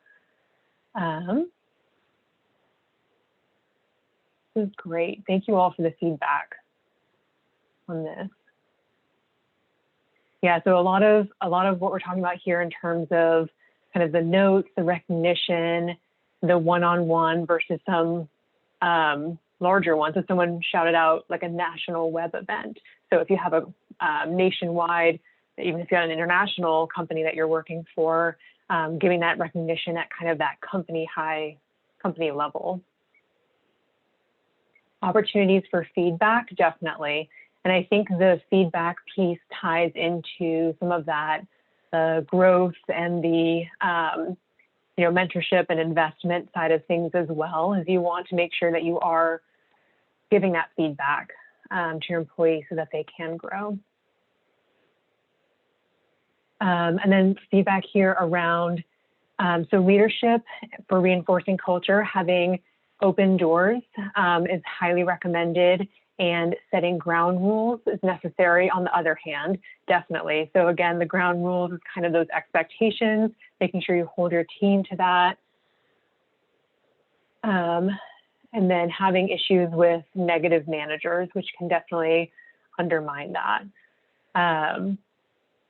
And then, yeah, the potential conflict between when you have negative leaders and positive leaders and how that can kind of butt heads. And I don't have a great answer to that, because I think it again ties into hiring for those who are maybe, again, the values fit or the culture add side of things versus the culture fit, but ensuring that those leaders really do align with the culture where it matters. And I think a lot of times the negativity comes into play when those values differ. So for example, the company is very, employee focused, and you hire a manager who is very kind of bottom line focused, and you're going to have the conflict there of when something comes up, someone needs time off, someone needs, to be with their family, and then you have that manager or that leader that does not align with those values, only sees the issue with the productivity side of things, and you'll have the issues there. But I think, again, depending on our leadership levels here, where we are in the company, those are the types of conversations that managers should have with those on their teams, right? And be able to say, hey, I've noticed that how you're acting has not been in alignment with our culture. And whatever those, like I mentioned, the disciplinary action side of things, right? Obviously, you want to have that conversation first before it goes anywhere worse or anywhere more disciplinary than that, I guess I should say. But I really like the point about open door policy and being open to that feedback, because I do think, again, for defining team culture, it's some of it is, the definition says unspoken and unwritten rules. A lot of it happens organically, right? So like what your team likes to do for team building exercises or for fun, someone will say, hey, do you want to get drinks after work? Hey, do you want to fill in the blank, and that kind of aligns with the team culture. But for being open to actual feedback of, hey, I notice our team does not do these things, and that's something that's important to me. Or I noticed that or positive feedback, I love that our team is doing these things, and kind of part of that evolution is saying, hey, we have new team members, here are the new things that are important to them, being open to that feedback, receptive, not getting defensive if we hear that what we think might be working isn't, and then implementing those changes, taking that feedback and actually putting it in place.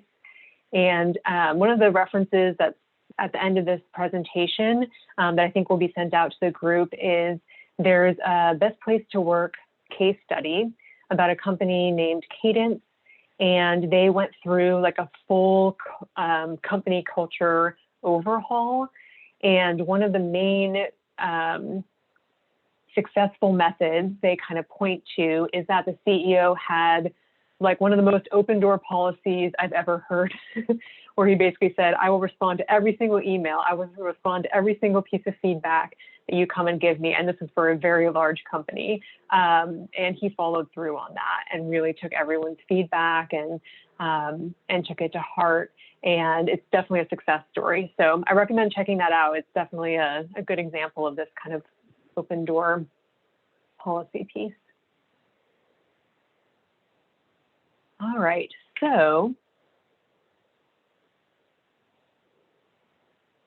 in terms of the final step here, which is exemplify culture.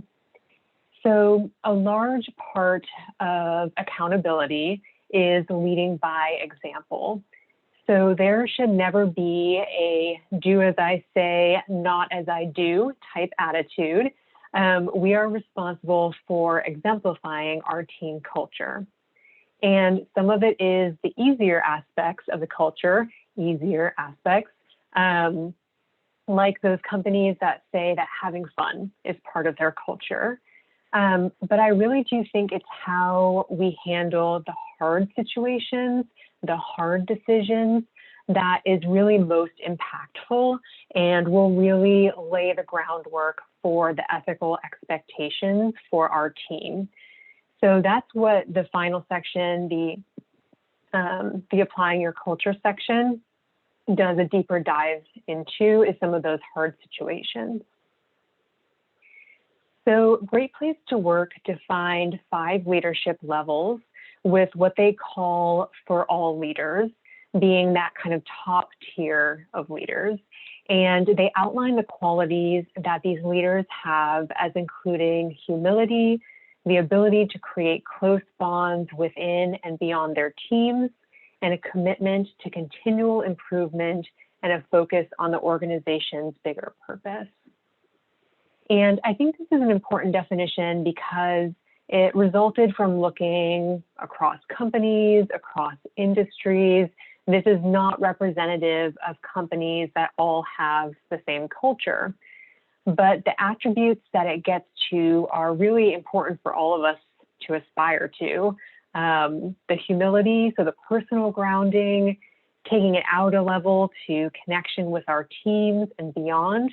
I'm going to say beyond being some of those other team cultures that we're a part of in our company. And then at that company level, where we're looking at continuous improvement and a focus on the bigger purpose.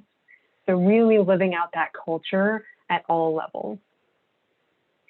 So what are the benefits of this level of leadership and living out the culture at all levels? I would say that successfully leading by defining and exemplifying the team culture can result in close bonds, like the for all leadership definition includes, and a team really unified in purpose and ethical expectations. So I wanted to jump back to our definition of culture really briefly here. 2 parts of it that stand out to me when looking at the impact of culture. First part is it plays a powerful role in determining their, meaning your employees, work satisfaction, relationships, and progression. And then a little bit later when it says contributes to the emotional and relational environment of your workplace. So I want to call these out to kind of point out that implementing your culture and having a team that is aligned with that culture will be major factors in employee engagement. So looking at a definition of employee engagement, it is the level of commitment, passion, and loyalty a worker has toward their work and company. And the impact of engaged employees is really telling. And this is another subject where there is a lot of research. Culture, I mentioned there's so many definitions of culture out there. There's a lot of research around the impact of culture and a positive culture, and same with employee engagement. So I definitely recommend, if you're looking at more into impacts of employee engagement, how to further engage your employees, a quick internet search you'll be on your way on that. So I did want to speak to 3 statistics though. So this is all from one article, but talking about the impacts of employee engagement. So highly engaged teams show 21% greater profitability. Employees who feel their voice is heard are 4.6 times more likely to feel empowered to perform their best work. And then disengaged employees cost US companies up to $550 billion a year.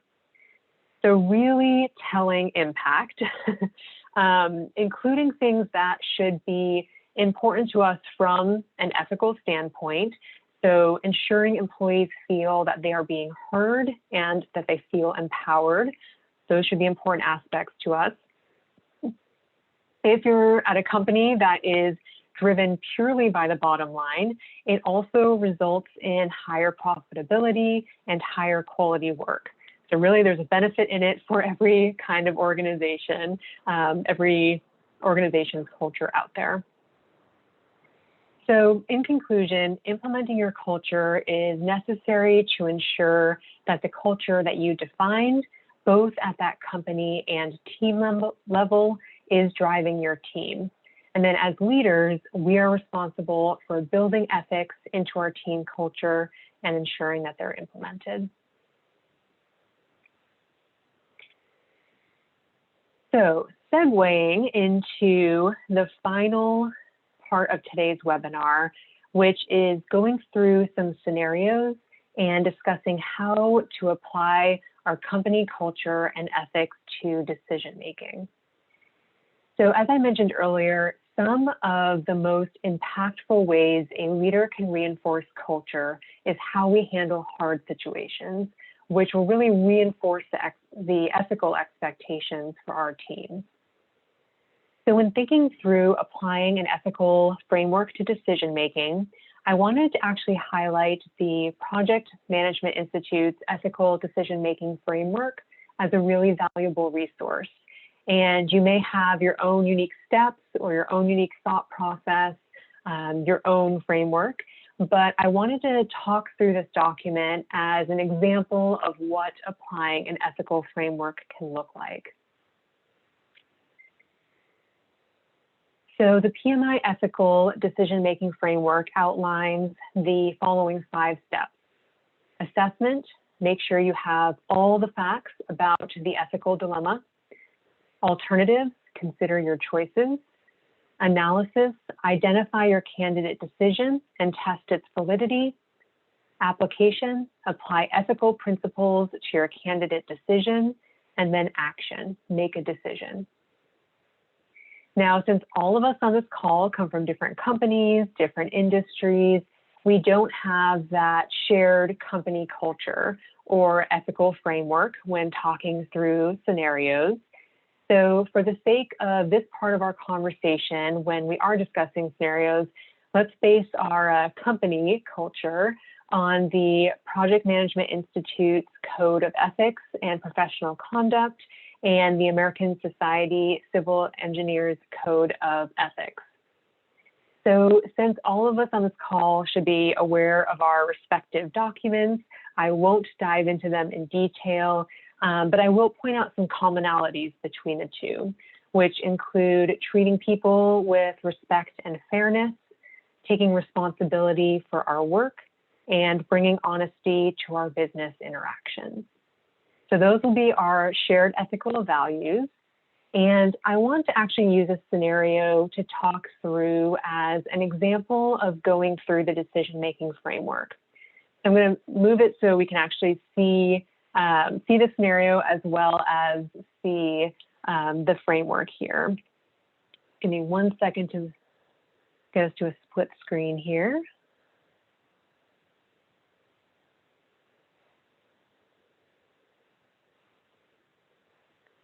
All right, so scenario and our ethical framework document here. So here's our scenario. You have been assigned to a project that will result in the production of a product that goes against your values. When you hear about the assignment, you, A, step down from the project, B, accept the assignment, but ask your next level manager not to assign you projects related to this product in the future, or C, focus on the project management process instead of the product. So getting started with the assessment steps. So looking at these as our 5 steps here. Getting started with the assessment steps. So I think we're going to all agree that this would constitute an ethical dilemma based on how I've worded the scenario. So in this scenario, we're already struggling with the implications of the product on our values, which would align with the 4th bullet point here of whether it aligns with our personal ethical values. So because we're kind of established step 1, we're good. Moving to the next step of looking at all of our alternatives. So for the scenario I outlined, I already narrowed it. I gave you your alternatives in terms of the 3 options to choose from. Of course, if this was a real life scenario, you'd have to work through thinking about all the alternatives and then narrowing it to the list of alternatives that you want to consider more thoroughly. But since we have our 3, moving on to the other piece of the alternative steps, which is going through and listing out the pros and cons of each of them. So I wanted to open it up here in the chat feature. Let me know which of the 3 options here you would move forward with. And let me know why you would choose it. So we'll treat the whys as pros. And if you would choose One, because another option or both other options seem to be worse. Let me know why you think any of the options are bad choices, and we'll kind of treat those as our cons. So I'll give you a minute here. Let me know what you think, A, B, or C, and why or why not.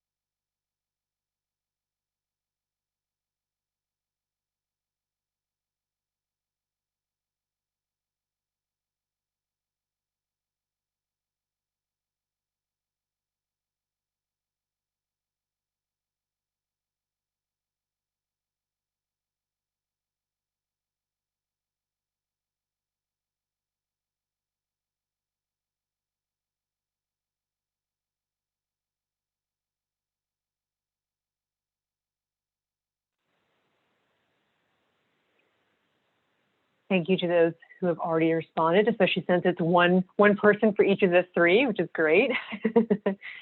Any other responses on what you would choose? Leave it open for another minute here to get feedback.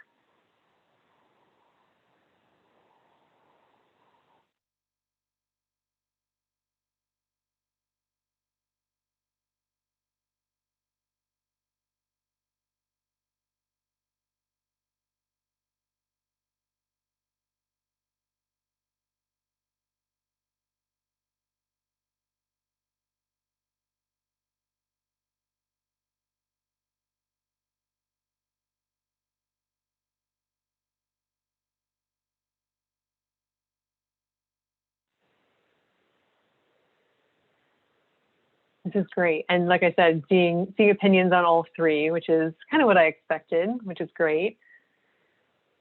So some of the feedback that's seeing here, a couple of people have mentioned that moving forward with the project because it could change your opinion about the product itself and may give you the opportunity to actually influence the product or the project, can lead to growth. Another piece of feedback saying that it's really not about, it's not about me, it's about the project, client, and company. A, for all money is not good money. Yeah, I'm seeing a few for A here. A few for C as well.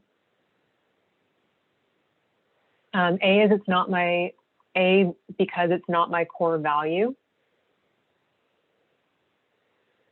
Let's see.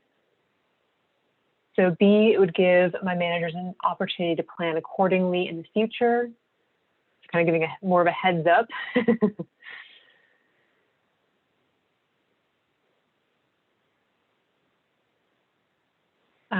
Focus on the project management since the majority of staff simply need to work the project to earn their paycheck. So yeah, just looking at the straight kind of the work side of it.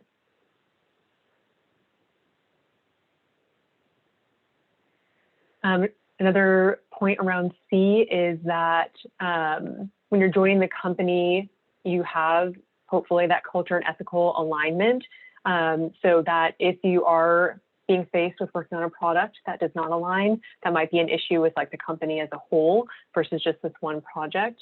Good point as well. And then also kind of going into if there's another person available, maybe stepping down. If there's not another person available, sticking with the project and moving forward. And then also part of that, because the company values and business success is more important than my personal ones. So prioritizing kind of the company over self values there. So thank you all for that feedback. A couple notes that I had taken as well when kind of thinking through it.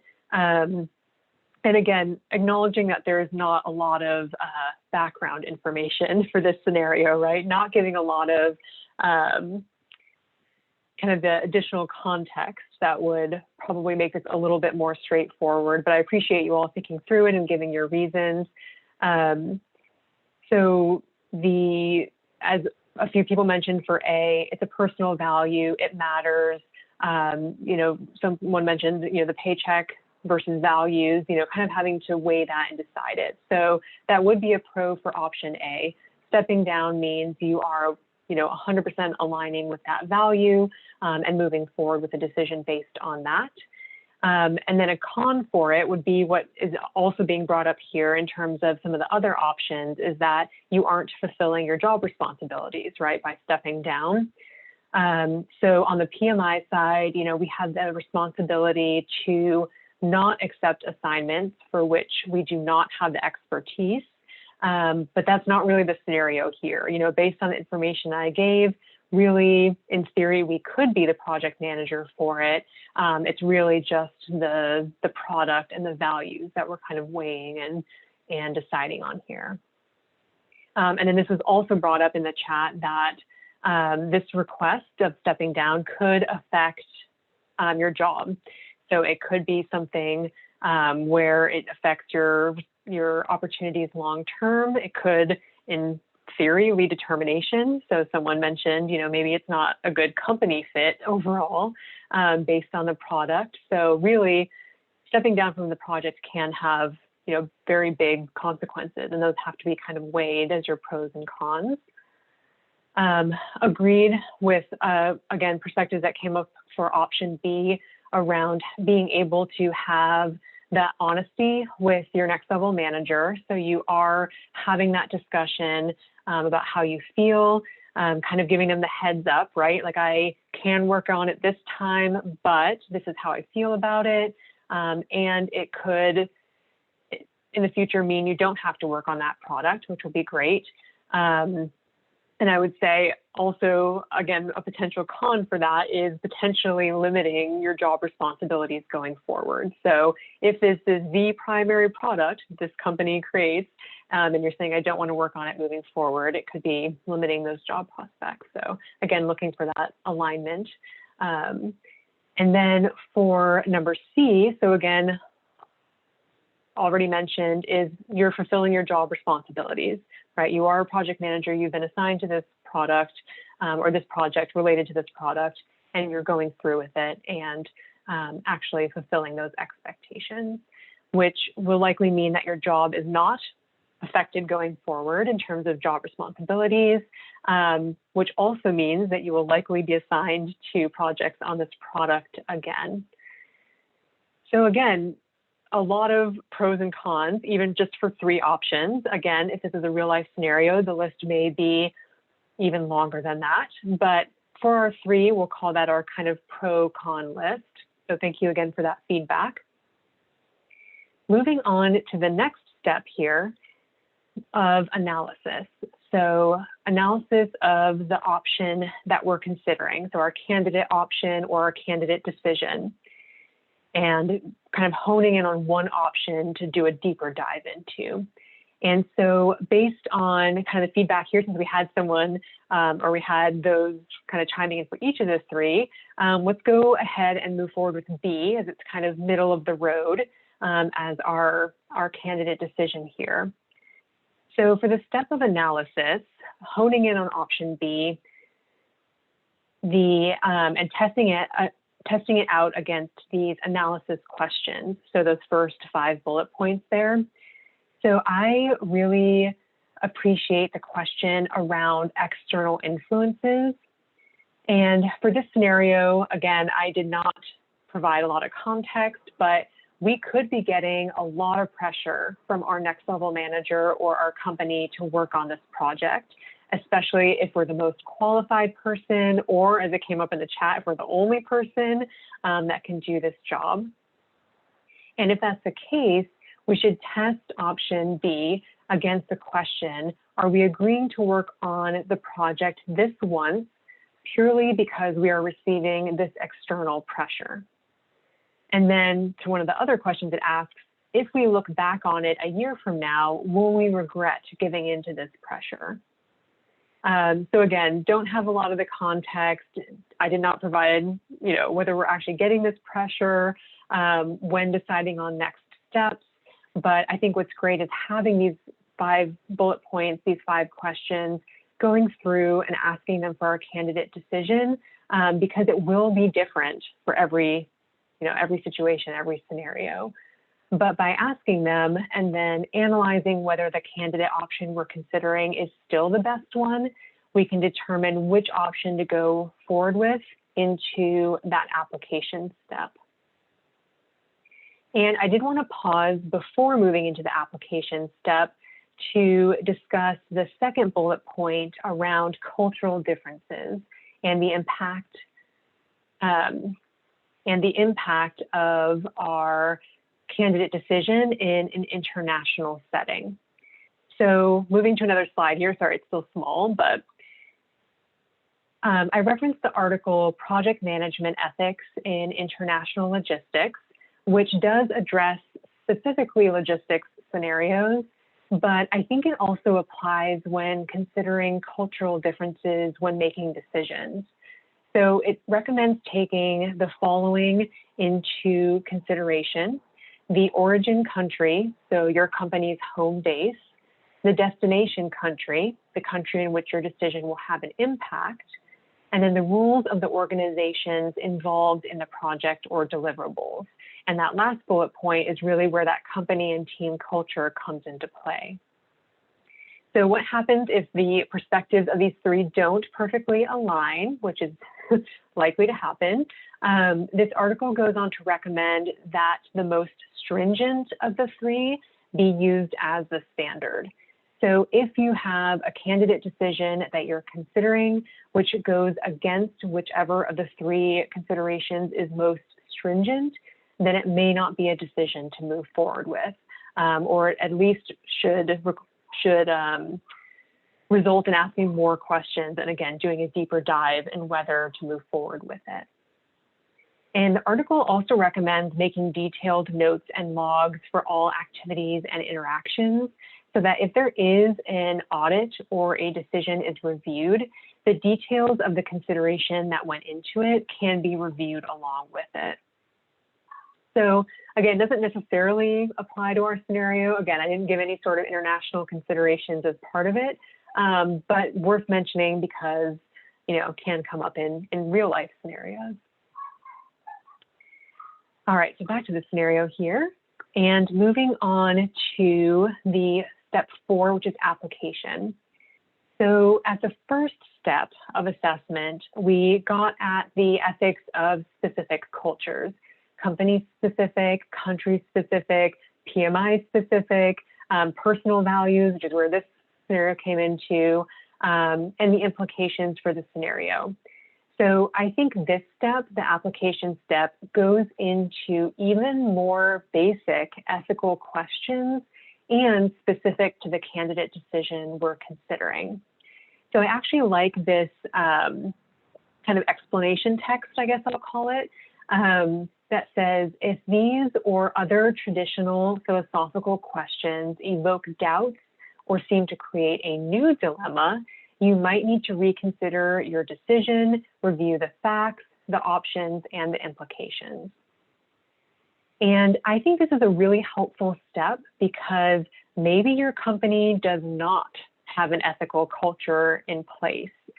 So even though a decision could be in alignment with your company or your team culture, when you ask these questions about the more basic ethical questions, you may pause and realize this does not align with general ethical principles or my personal moral compass, and it may end up eliminating the candidate option that you're considering. And again, for this scenario, it is personal values that are causing the conflict. So when considering option B against these questions, we determine that involvement even once with this product goes against these questions about overall ethics, then again, this may change the candidate decision being reviewed and moved forward with. And then final step, action. So take action on your decision, again, with these questions, these bullet points here as a guide. And I think the question around being able to make your decision public is another really good check against company and team culture. So if your decision were to be made public to your team, would it exemplify your culture and reinforce it for the team, or would it undermine what you've outlined as expectations for your team? So again, looking at option B, it could be that this aligns with your team's values of being able to have open and honest conversations with next level managers. It could align with your company's culture of them respecting your values and your requests to not work on that specific product going forward.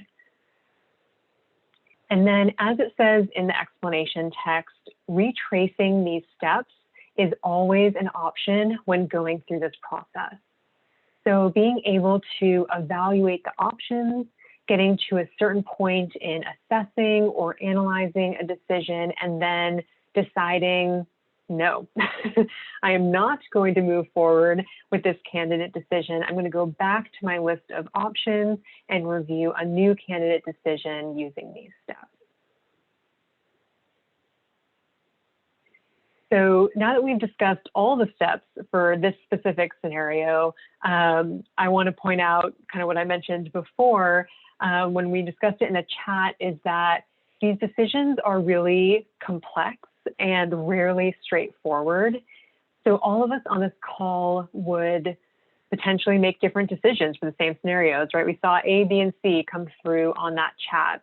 And that's even when we kind of used that same shared ethical framework, that shared ethical expectations, and then also using the same ethical framework as our guide to kind of think through it. So I think that just highlights why it's important to use an ethical decision-making framework, whichever one that is, to really evaluate and determine the best decision for us in the context of our team and company for these ethical scenarios that we encounter every day. So moving back to full screen here, give me a second.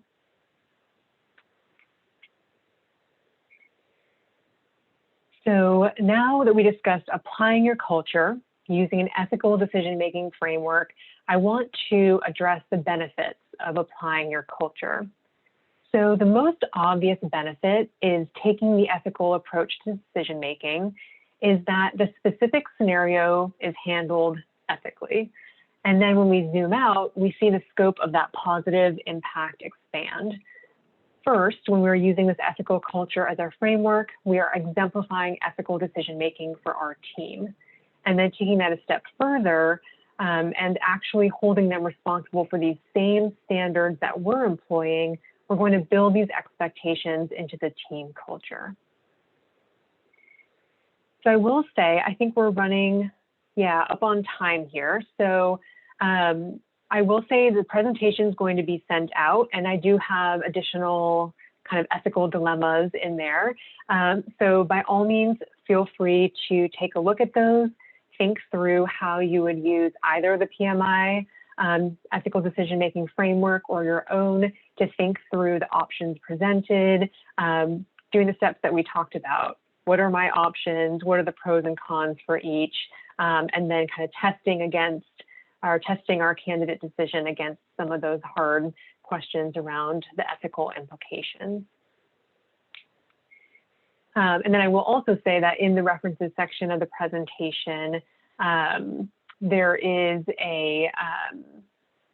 the link to our respective teams' code of ethics and also the decision-making framework. So take a look at those and kind of go through those additional scenarios. So skipping through these here. Want to reiterate some of the main points we discussed today. So culture is important at the company and team level, and ethics should be built into the culture, both when defining it and implementing it. And as project managers and civil engineers, we should use our level of influence to further build that ethical culture into those teams that we're a part of. And then finally, one of the ways that we exemplify and reinforce our ethical team culture is through ethical decision making.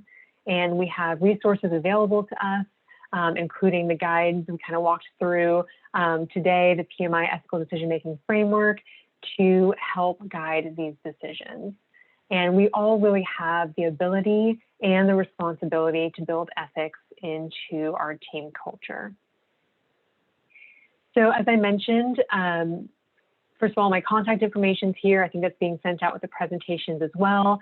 Reference slides in terms of the items that kind of talked through today, and including the one that is the Cadence case study that I mentioned. So again, if you have any interest in how companies have implemented their culture, some of those open door policies and feedback pieces of it, definitely check that out. And I think I only have a couple minutes here, coming up on 11. So if there's any questions.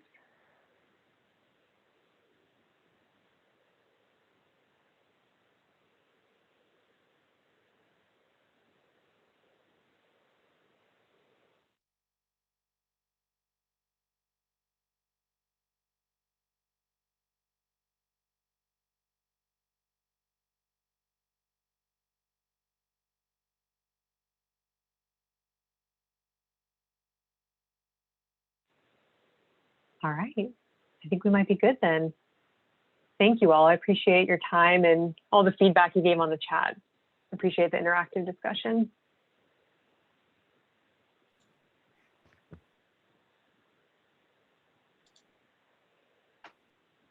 Yes, thank you so much, Abigail, for that educating presentation on ethics and applying it to your culture.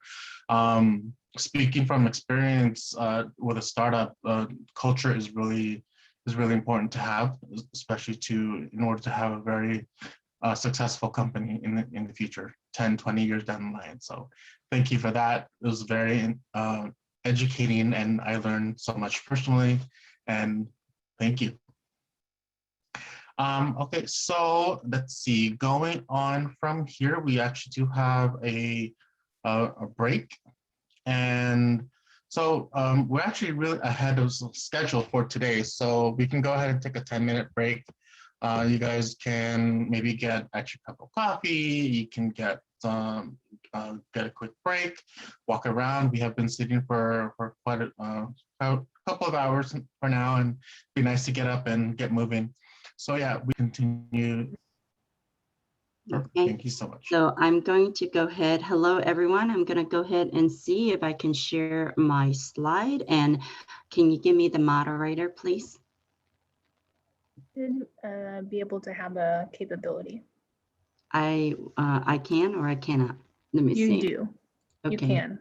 Okay, great. I'm over here. Can you guys let me see my slides? Is the looks PowerPoint? good. Okay, great. Hi, everyone. This is, like Raymond said, I am Karen. And Marty and I have been touring Happy High Performance since last year, the pandemic. And we went on tour, I would say, in June of last year. And it's just been a whirlwind. We hit the major universities and nonprofit, profit organization, all the way through December. So this course went live starting with in February, UCSD, and then it goes on to UCI, the Irvine Company, Northrop Grumman, you name it. It has been a whirlwind of success, and I could not do it without Marty. And so I've been hustling, and Marty's just been having fun and partying. You see, that's how teamwork works. That's how you create happy high performance. So basically, when we started this, Marty and I asked, hey, is happy high performance a prerequisite for, do you have to be happy to create high performance? Or is high performance a prerequisite for happy? When I was teaching some of the corporation, they were saying that, well, Karen, you know, if I don't have to work a lot of hours and I don't have to be stressed all the time, yeah, I will be happy. So, and some people go, well, if I'm happy, I could create high performance. So which one comes first, the chicken or the egg? And Marty and I also said, hey, is happiness universal? Does it matter for other countries? I know for United States, it certainly matters because we know, and us growing up, including myself, knows that there's tons and tons of research on it. Happy high performance or happiness creates productivity, right? When you're happy, you have the energy, you have the motivation, you're engaged, and you make everyone around you happy. So it multiplies success. Happiness retains employees, right? So if you have great leadership and your employees happy, your organization have vision and culture, and they can attach themselves to all these great things, then yeah, you have low turnover, right? Happiness also creates positivity. When you're positive, all the people around you are positive. And happiness also reduces stress. So this is something that I love about Marty and I. We're in general just very energetic, very happy, and we that's why we do what we do. We teach and we do motivational speaking. Happiness also creates likability. So don't you want to hang out with happy people, right? And happy means a healthy life. When you're happy, I mean, less stress equals to healthy life, right? It's as simple as that. And we believe in this tremendously. And so when you translate this, Marty, what's your experience of all the years working at Sony and all of the years sitting at the C position in your career time?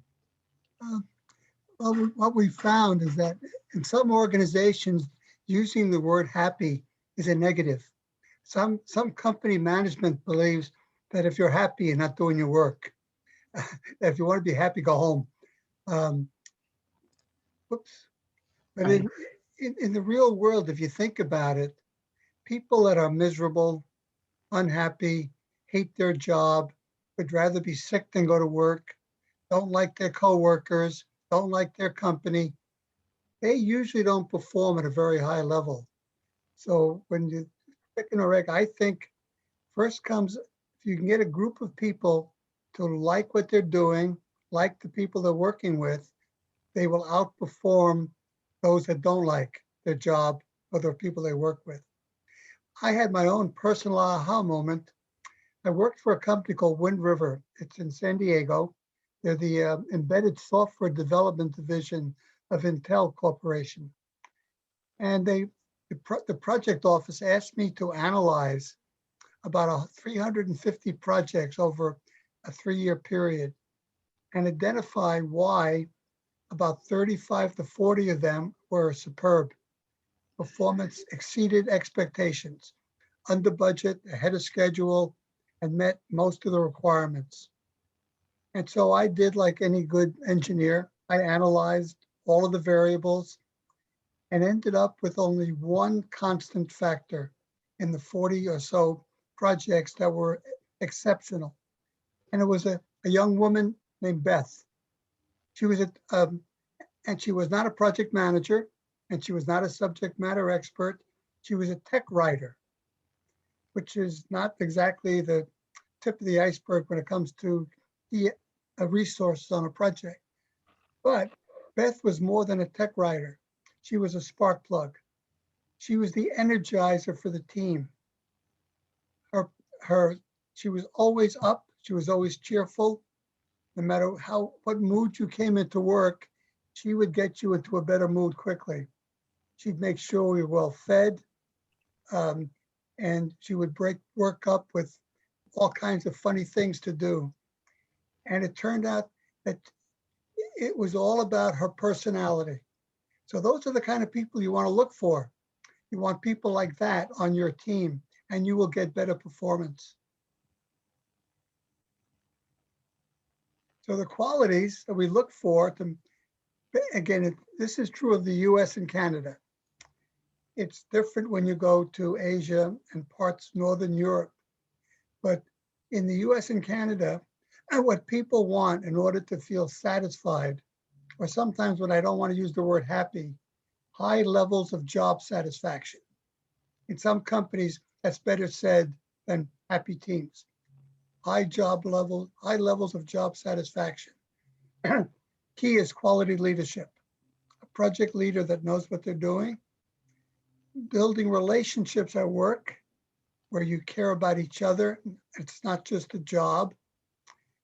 Being able to be honest with each other, dealing with conflict in the open, respecting each other and appreciating each other's skills, having good challenges that are worth pursuing, and a positive energy.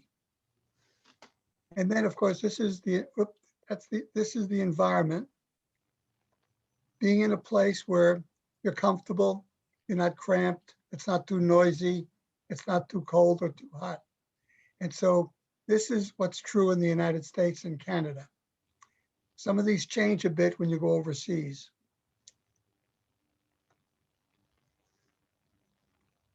So are there any other ways? How do you motivate a team if people are miserable?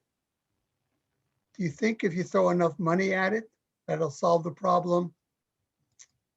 Generally, money is not a satisfier. And when you take your PMP on the Maslow's hierarchy of needs, money is down near the bottom. You need to have enough, but additional does not provide the incentive to work harder. So people who are not happy with each other, don't trust each other. And how do you adjust this to other cultures? So again, as Karen said, ask questions and we'll handle it on the chat room as we go along. So again, if you know another way, we'd love to hear it.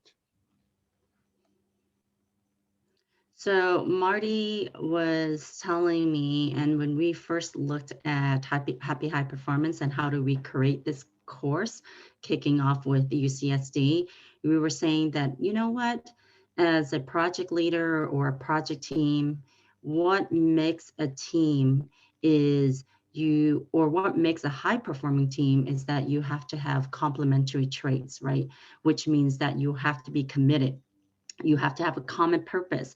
You have to have a vision. You have to have mutual accountability. Just like teams, we try to focus a lot day in and day out. If you look at the sports and you look at military, they spend lots and lots of time perfecting the team and how they work together to team for success, right? It's not one, it's for all. And they spend a lot of team building event and they go through pretty much exercises every day of themselves and with the team.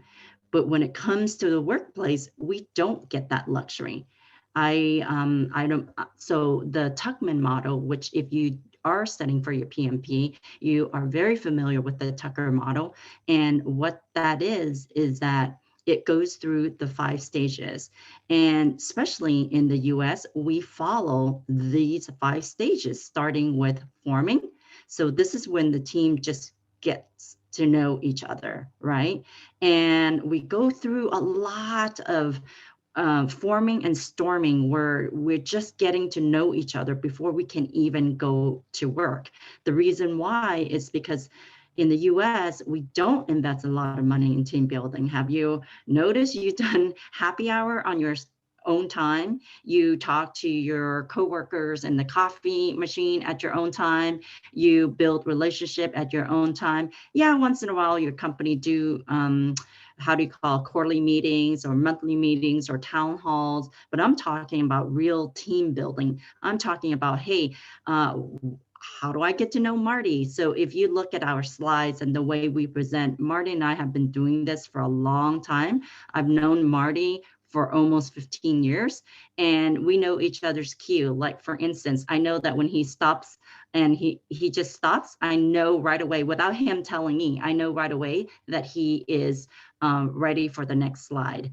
Okay, so things like that. So what we do is we spend a lot of time here. I would think like 40% here before we get to norming. Obviously, our goal is to get to norming so that we can work together and create high performance, which is here, number 4, before we adjourn. But if you look at in the Asian countries, so I work for Kia Motors, I work for, I actually grew up studying and speaking 7 languages. So I'm very versed in the Asian culture as well as other culture. And in the Asian country, as you know, They spend a lot of time on the forming stage, which is relationship building. The reason why is because so when they meet you for the first time, they want to get to, it's gift giving, and they have a lot of formalities. They want your family to come out. They want to get to know you. So they spend lots of time here so that they can go straight to pretty much here, and mostly here and performing. Marty, did you want to add anything to this slide? Yeah, in our culture, the only time we have to do our team building is during your project initiation. I use the chartering process, writing the charter and building the work breakdown structure as our team building activity, because no one's going to give me a budget to do team building. So we go off site or someplace quiet, and I use that time for our team to get to know each other. And it works out because the more time you spend getting to know each other and storming, establishing the rules, the principles that you're going to work with, the execution phase goes much more smoothly and quicker. So you make up for it during execution, which is where most of the money and time is spent.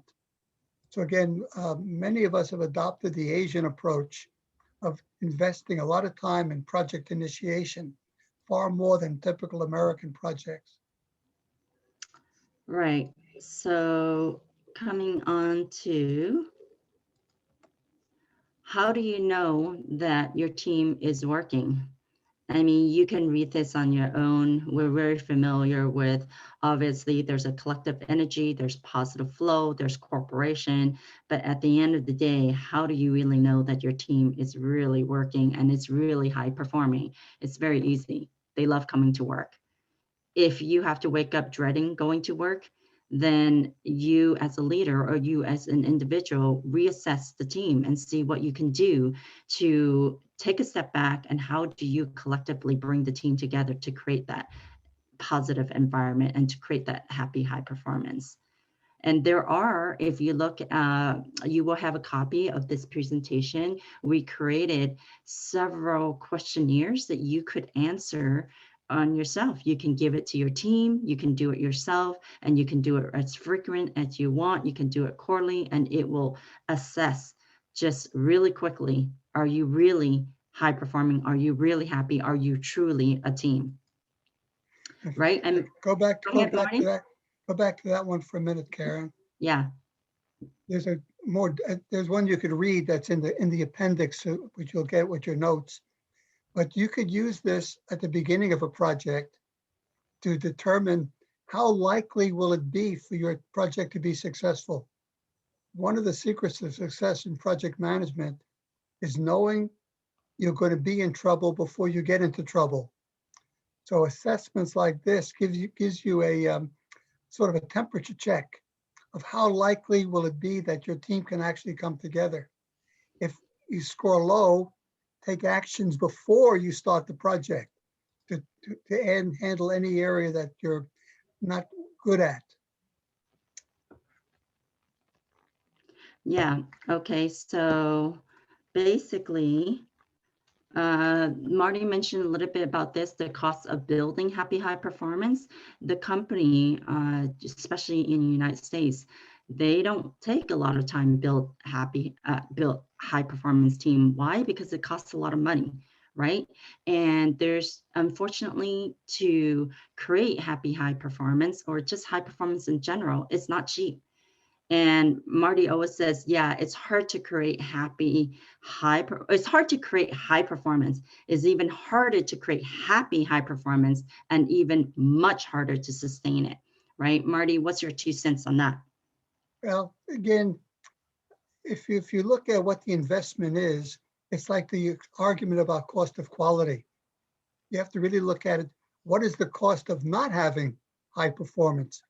If you're in the product development, which is where I spend most of my time, being late to market is extremely costly. You lose market share, you lose barriers to competition. Every month your product's not in the market is a month that you're not getting revenue. And so not doing it is even more expensive than the investment. but many organizations don't look at it from that point of view. They only look at the cost, not what you get back on your, instead of being a cost, it's really an investment in achieving results. Where you, and if it's a process improvement project, the earlier you get results, the quicker you can make improvements and gain revenue. So again, you got to look at it more as an investment, not a cost. Right. And basically, the course actually goes through these, and we look at this in detail. There's case studies on how you achieve those mutual trust, common goals. How do you go about in building vision, open communication, empowering your team, integrating your team. There's strategies on that. There's methodology. We go through a lot of breakout sessions and rooms. At the end of the day, you basically have to ask yourself, not only what does the leader do for you, but what you can do for yourself, for your team, for your leader, and for your organization. And these are just some examples that Marty and I came up with as in terms of universal success of what team needs to be successful. And there is a common thread to all that. There's a common theme. And as you know, the common theme is if you can, building happy high performance. There are some tips. If you are allowed and if you can, you want to gather the best people that you can, which includes diversity of mindset, diversity of leaders, diversity of skills, right? You want to do things together as a team. You want to, I know Marty emphasized this a lot, and especially in the military, you need to give credit to the team. It's not about I or we, it's all about, okay, yes, this is what the team did to be successful. This is what we did to be successful. And one thing I know for sure, and I've been teaching what we are at April now, 4 months of this consecutively and on tour for how many? Almost a year. The one thing I do know very well, and I translate, these are all transferable work skills to your personal skills, that you keep your performance and your objective high. So the way I run my daughters, they're very easy. I just say, hey, you're graced by your freedom. So that's it. Anything you want, if as long as you're doing it and you're hitting your targets and you're doing all that you can be as a student, then your freedom comes with it. Same thing as a team. If we're hitting all of our objectives, right, universally, everyone will say, yeah, if everyone's great, we're all getting our merit increase, we're all getting our bonus, we're all getting vacation, of course, that's going to be happy. So make sure that you monitor those performance and empower your team to speak and have those voice and carry responsibility and give them authority, right? In class. Go back 1 minute, please. Go ahead. The last item is a key thing. If project managers, there was an excellent article written by one of PMI's most prolific writers, where he said one of the major reasons for project failure is project managers don't have any courage. They don't have the courage to make the hard decisions. Like if somebody's not performing, get rid of them, move them off your team, push back to management when necessary. And this is something you'll find a lot. Too many, and what he talks about is that too many project managers want to be liked. And the goal for a project manager first is to be respected for your competence, your commitment, your ability, and liking comes afterwards, but that's not important. It's all about respect. Go ahead, Karen. Yes. And so, Marty, which leads us to Lencioni, and we focus a lot on Lencioni. Yeah, the 5 team dysfunctions is a pretty good indicator. And the number one, and you'll find this in almost every survey that you do of people in a project. PMI has done this a lot, and the answer always comes out the same. Number one, most important factor is trusting your project leader, trusting your manager. You may not like them, but if you trust them, then you have a good chance of pulling together a team. Another dysfunction is fear of conflict. And this is a problem in Asia particularly, where people don't want, harmony is more important than results, and people don't want to raise conflict. The storming phase of team forming is where you have conflict. I want to be in charge. I don't like you. I don't like your approach. I could do it better. And you got to get that out, otherwise it festers and you'll never come together as a team. The third one, lack of commitment. You got to be committed to the goals of the project. And that's number one, not your own goals or any personal things that you're interested in, but what are the goals of the project? And a good team is accountable to not only each other, but to themselves. This is why particularly agile teams do so well. An agile team is accountable to each other. When you're up in front of your scrum board and you can't move your yellow sticky from in work to ready for test, you've let your teammates down. And I think that is one of the strongest reasons why agile works so well, is we commit to each other. And finally is not worrying about the results. Again, the objective of the project should always come first. And again, those are the 5 dysfunctions.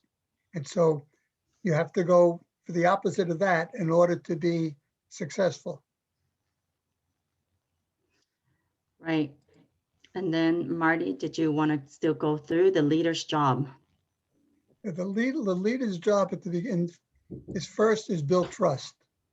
Make sure you as the leader, if you haven't make a commitment, do whatever you got to do to meet that commitment.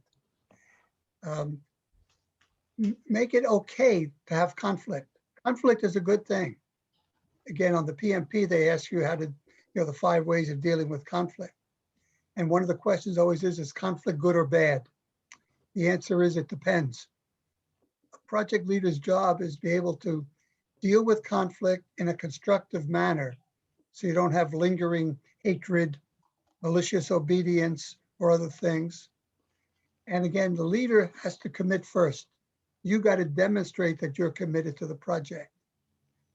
And always take accountability and always look for results. Don't accept when people come and say, I'm going to be late. Okay, I'll just go change the Gantt chart.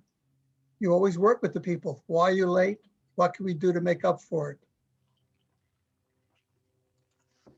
And we take care of this mostly at the beginning of the project. And then if you really take this effort and use your energy in this area, execution becomes relatively easier than if you start having all of these problems during execution.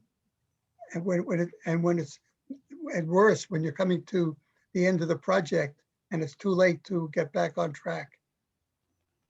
Yeah, and during the class, we do spend quite a bit, about an hour, actually dealing with the leadership role. And there are exercises and techniques and tips that we can give them.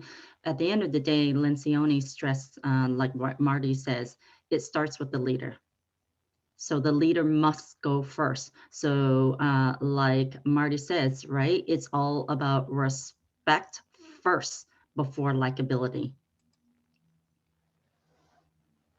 So Marty, what's next? So building a high performance team, we don't have the luxury often in a company, especially if you're in a matrix organization, you're borrowing people. So we have to be able to do it within the limitations. We don't get to pick the top 1%. So again, use as much time at the beginning of the project to train, practice, get people committed. People will rise to meet expectations. Set your expectations high. If you have average people, they could perform above average if they're given the opportunity and if you expect it of them. So again, we can't always provide the facilities and research. We have to work within the limitations of our own organization. When we finish the presentation with time remaining, Carrie and I are prepared to deal with any specific issues that you might be having in trying to build high performance within the constraints of your own organization. Mhm.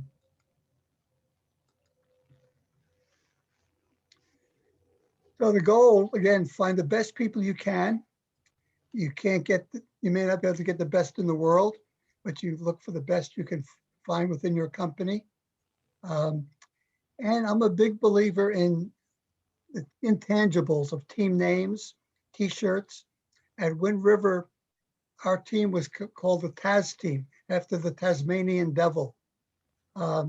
We had another project where the team was nicknamed the Doomsday team. And we had T-shirts, and we established a aura of invincibility, that we can conquer, we can do everything. You want a team where people want to join your team. You don't want to be part of a team where some people just run away from it. Provide the ability to get better. Let people try different things on the team. Again, if they increase their skills, the overall team is better. Again, and I'm a big believer in initiation and planning. And I use those as my team building activity. I'll try to go off site if I can. With Zoom, it's a little bit harder, but you need to use that period of time, those couple of weeks at the beginning, to do your team building. I like to align initiation with the team forming, planning with the storming. And so I use that period for team building. And again, always put your people first. I make sure that the people on my team know that I need you more than you need me. And I will do whatever I can to keep you satisfied on the job. And the last thing is the vision.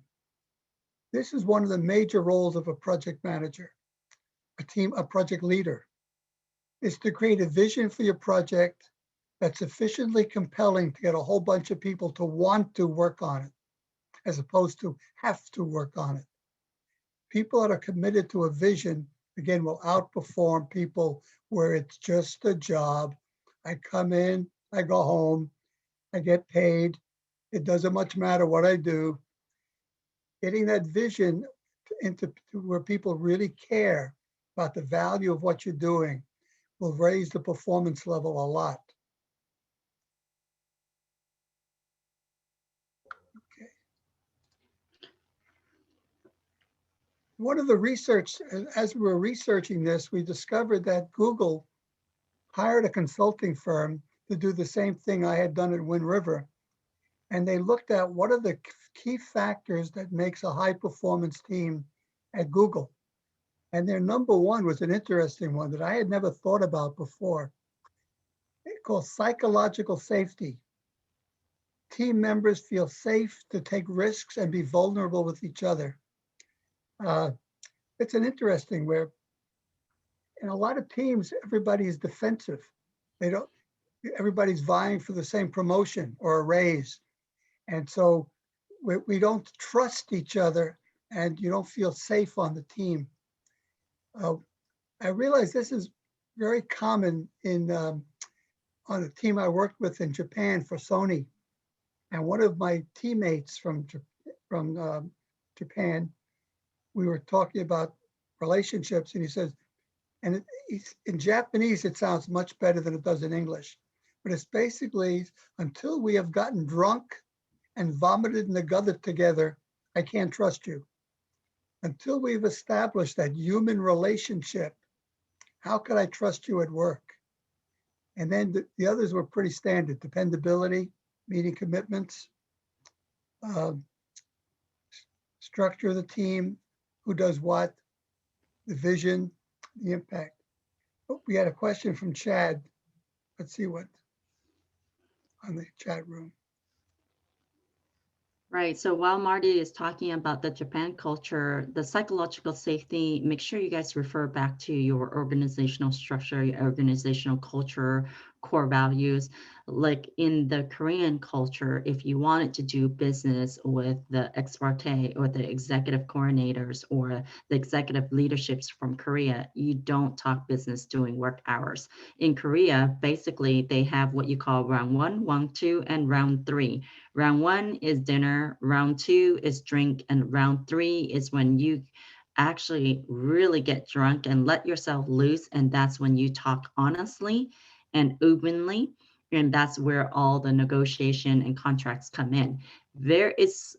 I know it sounds strange, but when you think about the American culture, hey, we're no different. A lot of deals happen in the golf course, right? So just make sure and pay attention to what your company culture and how that environment acts. Marty? Yeah, we had three interesting questions from Ad. Yes, as someone new to an organization, how do you have an influence and impact in creating high performance teams? Frankly, if you're new to an organization, unless you've been brought in as the world's leading expert or the best project manager in the world, you're not going to have much of an impact at first. My recommendation is, as new to a company, listen and learn.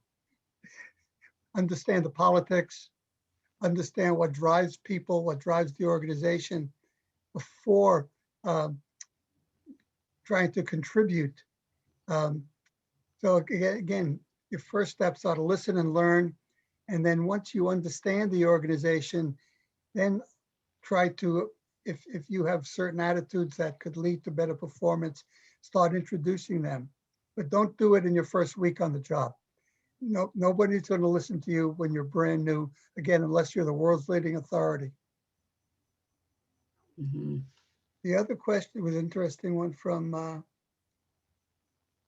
What is one the way Gregory. I can?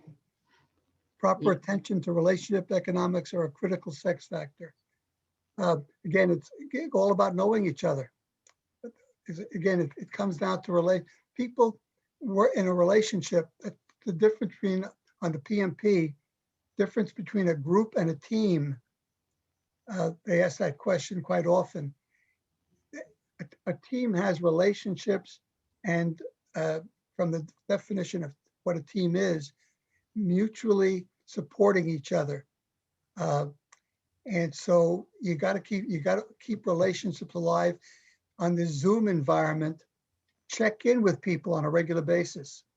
I'm running a project now in San Diego. I check in twice a day with every single member of the team. In addition to our daily stand-up, I check in just to see how things are going. Don't take a lot of time away from their work, 3 to 5 minutes. Is there anything you need? Here's what I just discovered from another teammate. What can I do to help? And just keep that up. I want to address further to Chad's question on if you're new to the organization, what's one thing that you could do to have the biggest impact? So as you know, most organizations very lean in resources, lean in equipment, lean in budget. So especially when I deal with a lot of vendors, and I also deal with a lot of project managers and a lot of engineers. And as you know, project is temporary and unique, right? So when we go from project to project and you're coming in the middle of chaos, in the middle of where we have to deliver. So this is you're coming in the middle of the project and you're new. You should do everything possible to spend a lot of time and invest a lot of time on your own to really get to know all the people on the team, because one of you guys mentioned up there that it's all relationship building, right?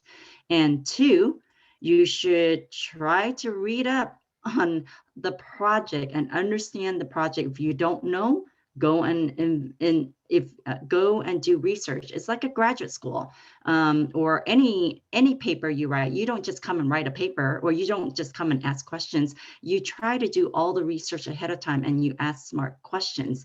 And then 3, try to know the individuals in that team and who's your sponsorship, what you can get done, how you can add value to that project. I'm actually dealing with a senior manager right now, and we're in the midst of just user acceptance testing. And we only have 1 hour with 20 people, and he keeps on interrupting the meeting saying that, well, he's new and he needs some explanation.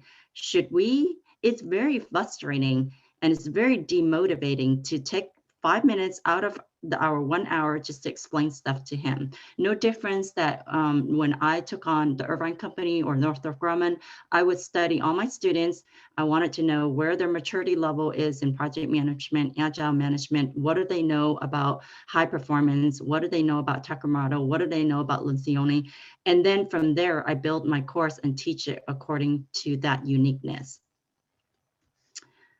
Marty, what else? So we have this open discussion and we're at 11:52. Yeah. So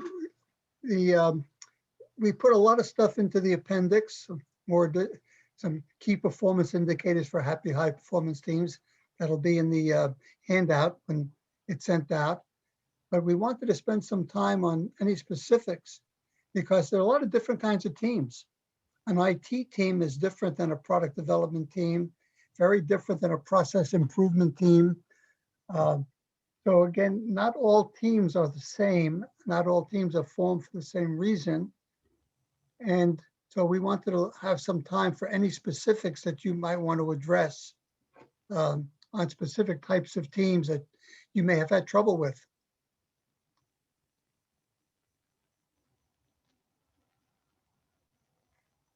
We included a few examples, but those are only a few of the barriers.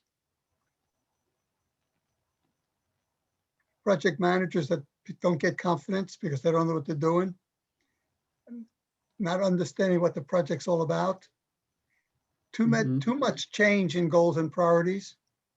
So these are some of the most common. And by the way, Agile method solves a lot of these. So those of you that have not gotten exposed yet to Agile methods, every project manager must, in the future, become comfortable with Agile. Every project will either be Agile or a hybrid, except maybe in aerospace and construction that'll stay with the waterfall method. But even in construction, companies like Fluor, Holmes and Narver, and others are moving towards more Agile methods. So again, that's just a suggestion. And as PMI becomes much more active in the Agile space, we all must learn this. In fact, it's a major part of the new PMP. About 25% will be on Agile questions. So any specific areas you want to chat about? Well, I have a current situation, Marty, that is very timely.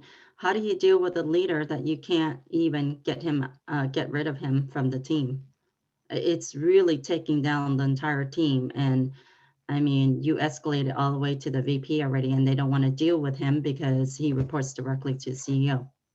Oh, well, I did something very sneaky, but we just had a session on ethics right before this. And what I did was totally unethical. I made up a resume for my boss that was really great, and I sent it to our competitors, and they offered him a job, and he left. but that's probably not. I would probably be in violation of PMI's code of ethics on that one. Marty, the session's being recorded. That's okay. I'm old enough now where the statute of limitations is over. Elizabeth mentioned lack of PM availability to provide feedback, review work, and answer questions. How do you deal with that barrier? A project manager that's not on the job. Yeah. Well, you go find them, drag them out of their office or wherever they're hiding into the project room or the project where the project team is, and you lock the door and you don't let them leave until you get the information you need. Sometimes people have to take drastic actions. Again, I'll go back. Oh, is Neil, the author of that article is Neil Whitten, W-H-I-T-T-E-N. He's one of PMI's most prolific writers. And he talked about this kind of thing, that sometimes you have to be tough. You got to do things that maybe people won't like. You got to maybe grab this project manager by the collar, physically drag him to your team room and lock him in and chain him to the desk until you get your questions answered. Mhm. So Elizabeth says that I can, for Elizabeth, what I do is that because I know that it's slippage and, you know, Chad was saying it's tough to accomplish doing working remote. What I do is what Marty always says, so first I get the team to agree, are we going to have daily stand-up or we're going to have bi-weekly meetings? And if it's bi-weekly meetings, for how long? And then, so mine is a standing meeting with the IT department every Monday at 3 o'clock for an hour.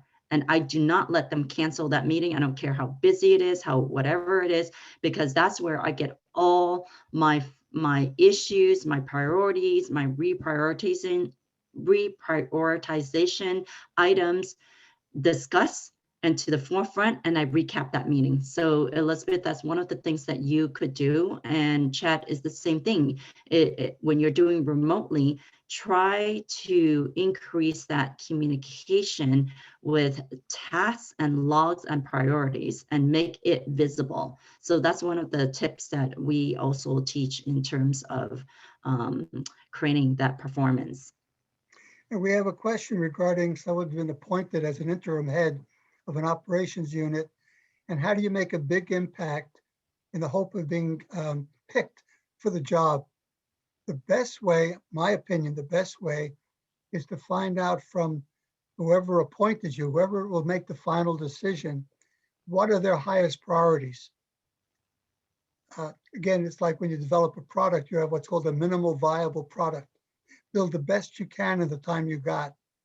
You're going to be really busy with a lot of things, but focus on what whoever's in charge and will make that final decision considers the highest priority for them, and concentrate on achieving those.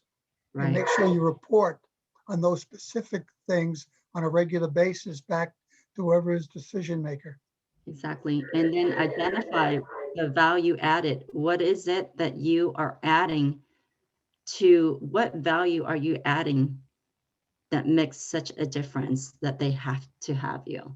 What I do in my career is I usually just, I had a presentation or a motivational speaking topic just on this, 2 for the price of 1. I do the BA job and the project manager job when I was in my 30s, and I just basically did it all. So when they wanted to either, if they don't want to promote me, guess what? You're not only losing 1, you're losing 2. So that's what I do, and that's my value to the organization. What else, Marty? What is this one? Okay, this is the question. Do you want to go back to here? What other questions do we have? I think we got all the questions answered. Mm-hmm. I'm going through the chat. I think we got everything. Yeah. Looks like, yep. Looks like we've done our job, Karen. All right, Raymond, do we give this back to you? Sure, but are there any other follow-up questions from the audience for Karen and Marty? Feel free to put it in the chat, or you could unmute yourself. If not, we have Marty. We have some interesting facts on Glassdoor. We can show them. Oh yes, go ahead. Mm-hmm. Sure, So this is our contact. If you wanted to get a hold of us, we do. I'm going on tour this summer as well. I still we're basically thinking about how do you re-energize your team members back to work, and Marty, I had to talk to you separately on that. It's still in my mind and what we wanted to do. And then there's also at UCI, we teach presentation skills in a virtual world. And that is very timely, very trendy right now, and also networking in a virtual world. And so when we were doing this research, we found out from Glassdoor, here's what they have to say in terms of people being happy. Why are these companies doing so well? So think of it as best practices, right? So if you look at, let's start with number 4. Everybody knows in and out is fresh, right? Notice what they are saying: flexible schedule, understanding basically leadership, right? Number 3, DocuSign. How amazing it is to be DocuSign in COVID. That company just skyrocketed because it is so timely in the pandemic we're at. And at the same time, they focus on work-life balance and responsive leadership. Notice you guys mentioned leadership multiple times. Well, there is a revolving theme around this. Look at number 2, Bain and Company, Massachusetts consulting company, says the company truly pay attention to our personal growth and they support us with a unique atmosphere. And number 1, IT company, HubSpot. They said that it's truly diverse and inclusive environment and it's comfortable coming to work and being yourself. All the things that we talked about doing this presentation, this revolving theme you'll see is what best practices are. My students would ask me, well, can you give us some best practices? I go, I have every single day when we're in class. So on the last class, we will go through all these different culture in terms of why they are successful. And we're showing you a highlight of it right now. So basically, Marty and I got together and we thought, hey, what are the 4 key performance indicator for success? And we broke them down to 2, either high achievement or higher engagement. And you need both, as you know very well, right? So number 1 is you have to have clear and common action, right? How do you know your team is aligned? Nelson Mandela, as you say, right? Action without vision is just passing time. And vision without action is merely a daydream, but vision with action changes the world. So make sure you have what we've been mentioning, right? Plans, stand-up meetings, quarterly meetings, make your metrics and your matrix and your risk log and all the key performance, basically check in on them, make them transparent, and don't forget to celebrate success.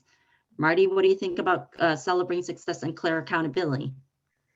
I'm a big believer in every milestone, do something to celebrate it, whether we bring out cupcakes and donuts or an all hands shout out for doing wonderful. It reinforces wanting to be successful. So again, I think it's pretty important. We had a question from Alaya about what happens if you want to do things and your bosses above you are negative or afraid of you because I guess some people fear a good manager, that they'll take their jobs. So how do you deal with people above you not allowing you or getting in the way of achieving high performance? Why don't you take that one first, and then I'll tell you my personal experience with that. Oh, Marty, I'm reading the other chat room. Why don't you take that one, Marty? Okay. The if you have you can't let anyone else influence what you do. You only control yourself and the people at your level a little bit, and the people who work with you and for you. Ignore it. Do what you think is right. It came up a little bit in the ethics discussion.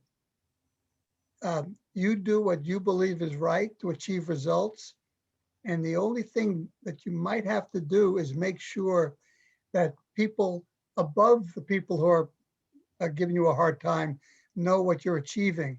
Make sure your achievements are well advertised and broadcasted through the organization. It's very difficult to come down on somebody who's successful, that has a good track record. If you're achieving results, it's very difficult for even a dopey boss, a dumb boss, to give you a hard time. So just do what you got to do. And if it becomes so untenable, then maybe it's time to find another company or another job that fits your own personal ethics and personal approach to work. I thought that was a good part of the ethics discussion. There comes a time when if your ethics or your principles don't align with the organization, that's time to start looking. Right. And then Chad also asked, how has an increase in remote work impacted creating happy high performance team? Any technology or tips you could use to improve that? So one of the things that I just mentioned, Chad, is that we try to teach presentation skills in the virtual world. That helps a lot in terms of, as you can see, in terms of your ability to, a lot of people look at presentation as what you're seeing right now, which is physical, right? And the camera and the lighting. Well, presentation also includes your ability to communicate, your ability to get the message across, your ability to get the right technology so that people don't hear the static. It's very, if you're trying, imagine you're trying to pitch a $3 million project and people can't see you and then you're having static. There's a lot of tips to that that could, you could avoid from that. I just did a webinar yesterday to the South Coast Community College, to the legal network. I don't know if you guys know the viral that says, remember the attorney came in and it says, "I'm not a cat." Well, that's all about technology and not being prepared. So there are a lot of tips in the virtual world that you could do to increase that and to increase performance. So there are things that you can still do team exercises virtually. Like we would have my students, we would play puzzle games.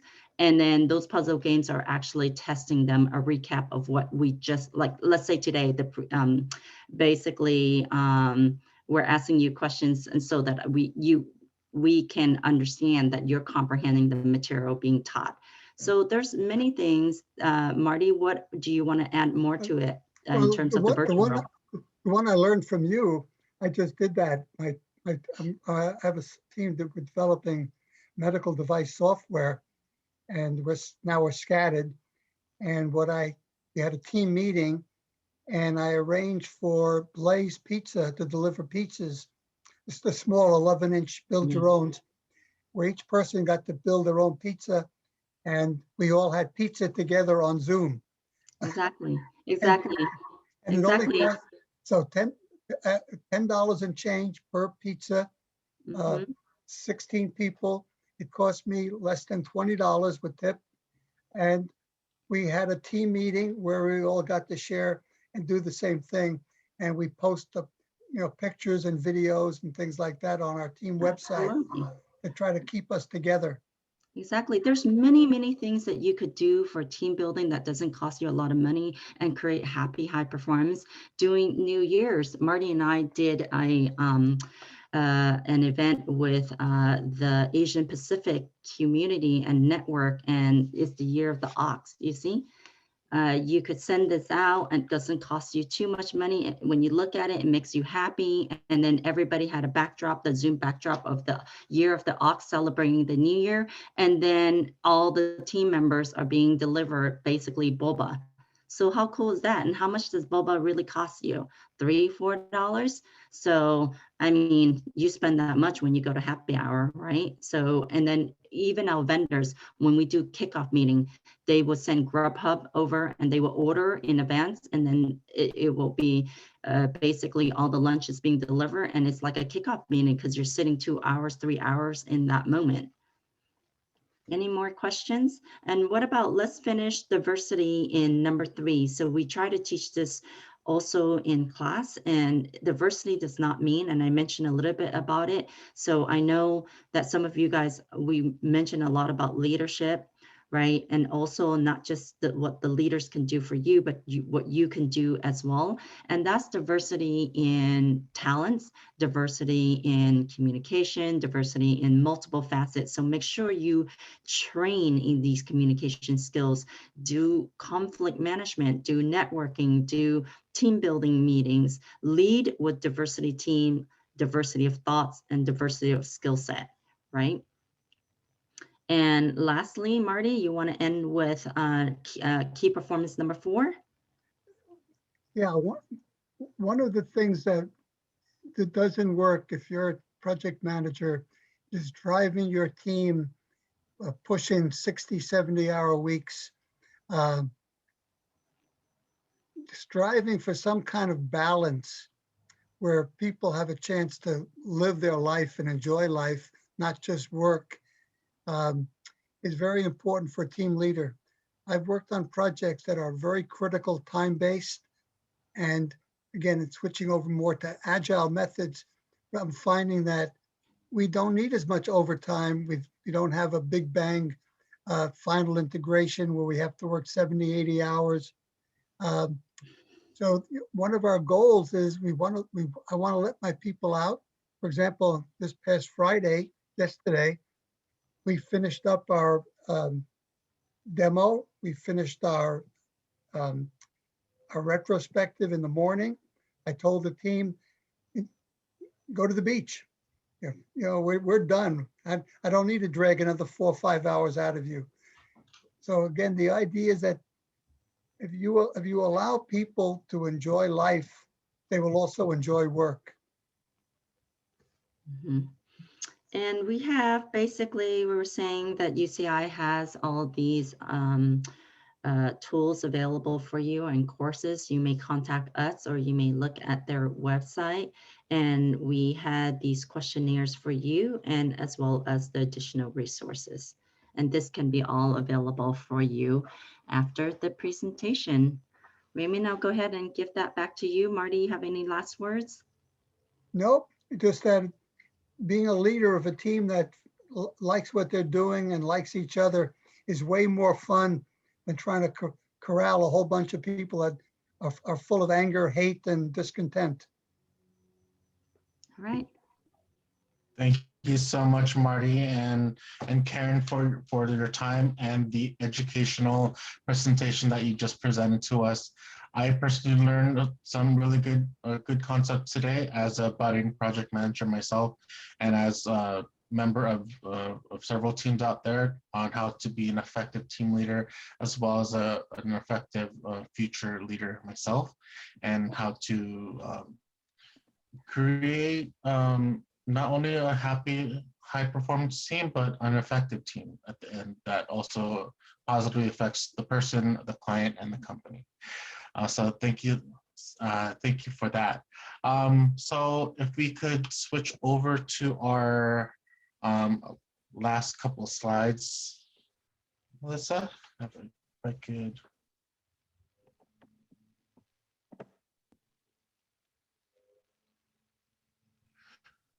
There you go. So on behalf of the American Society of Civil Engineering Orange County branch and the Project Management Institute Orange County chapters, we thank you for everyone to attend today's seminar, for waking up early with us and starting off your weekend on a bang. If you would like more information about the organization that did put on today's event, you can feel free to go to those websites for ASCE as well as PMI-OC. And then if you have any questions regarding the event itself, you can email me at raymond.dimla@pmi-oc.org. And like Clint said at the beginning of our today's presentation, there will be a follow-up feedback survey, as well as with the presentations and contact information of all of our presenters today. But actually, before we go, we do have breakout sessions that are completely optional for everyone to attend, but it's highly recommended for everyone to stay here. Since you did stay with us for the entire time, go ahead and go into those breakout rooms. There'll be about 3 to 5 persons in a room.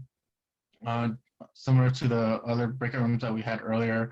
There will be 2 of them back to back, and Melissa will be coordinating that for us on her end.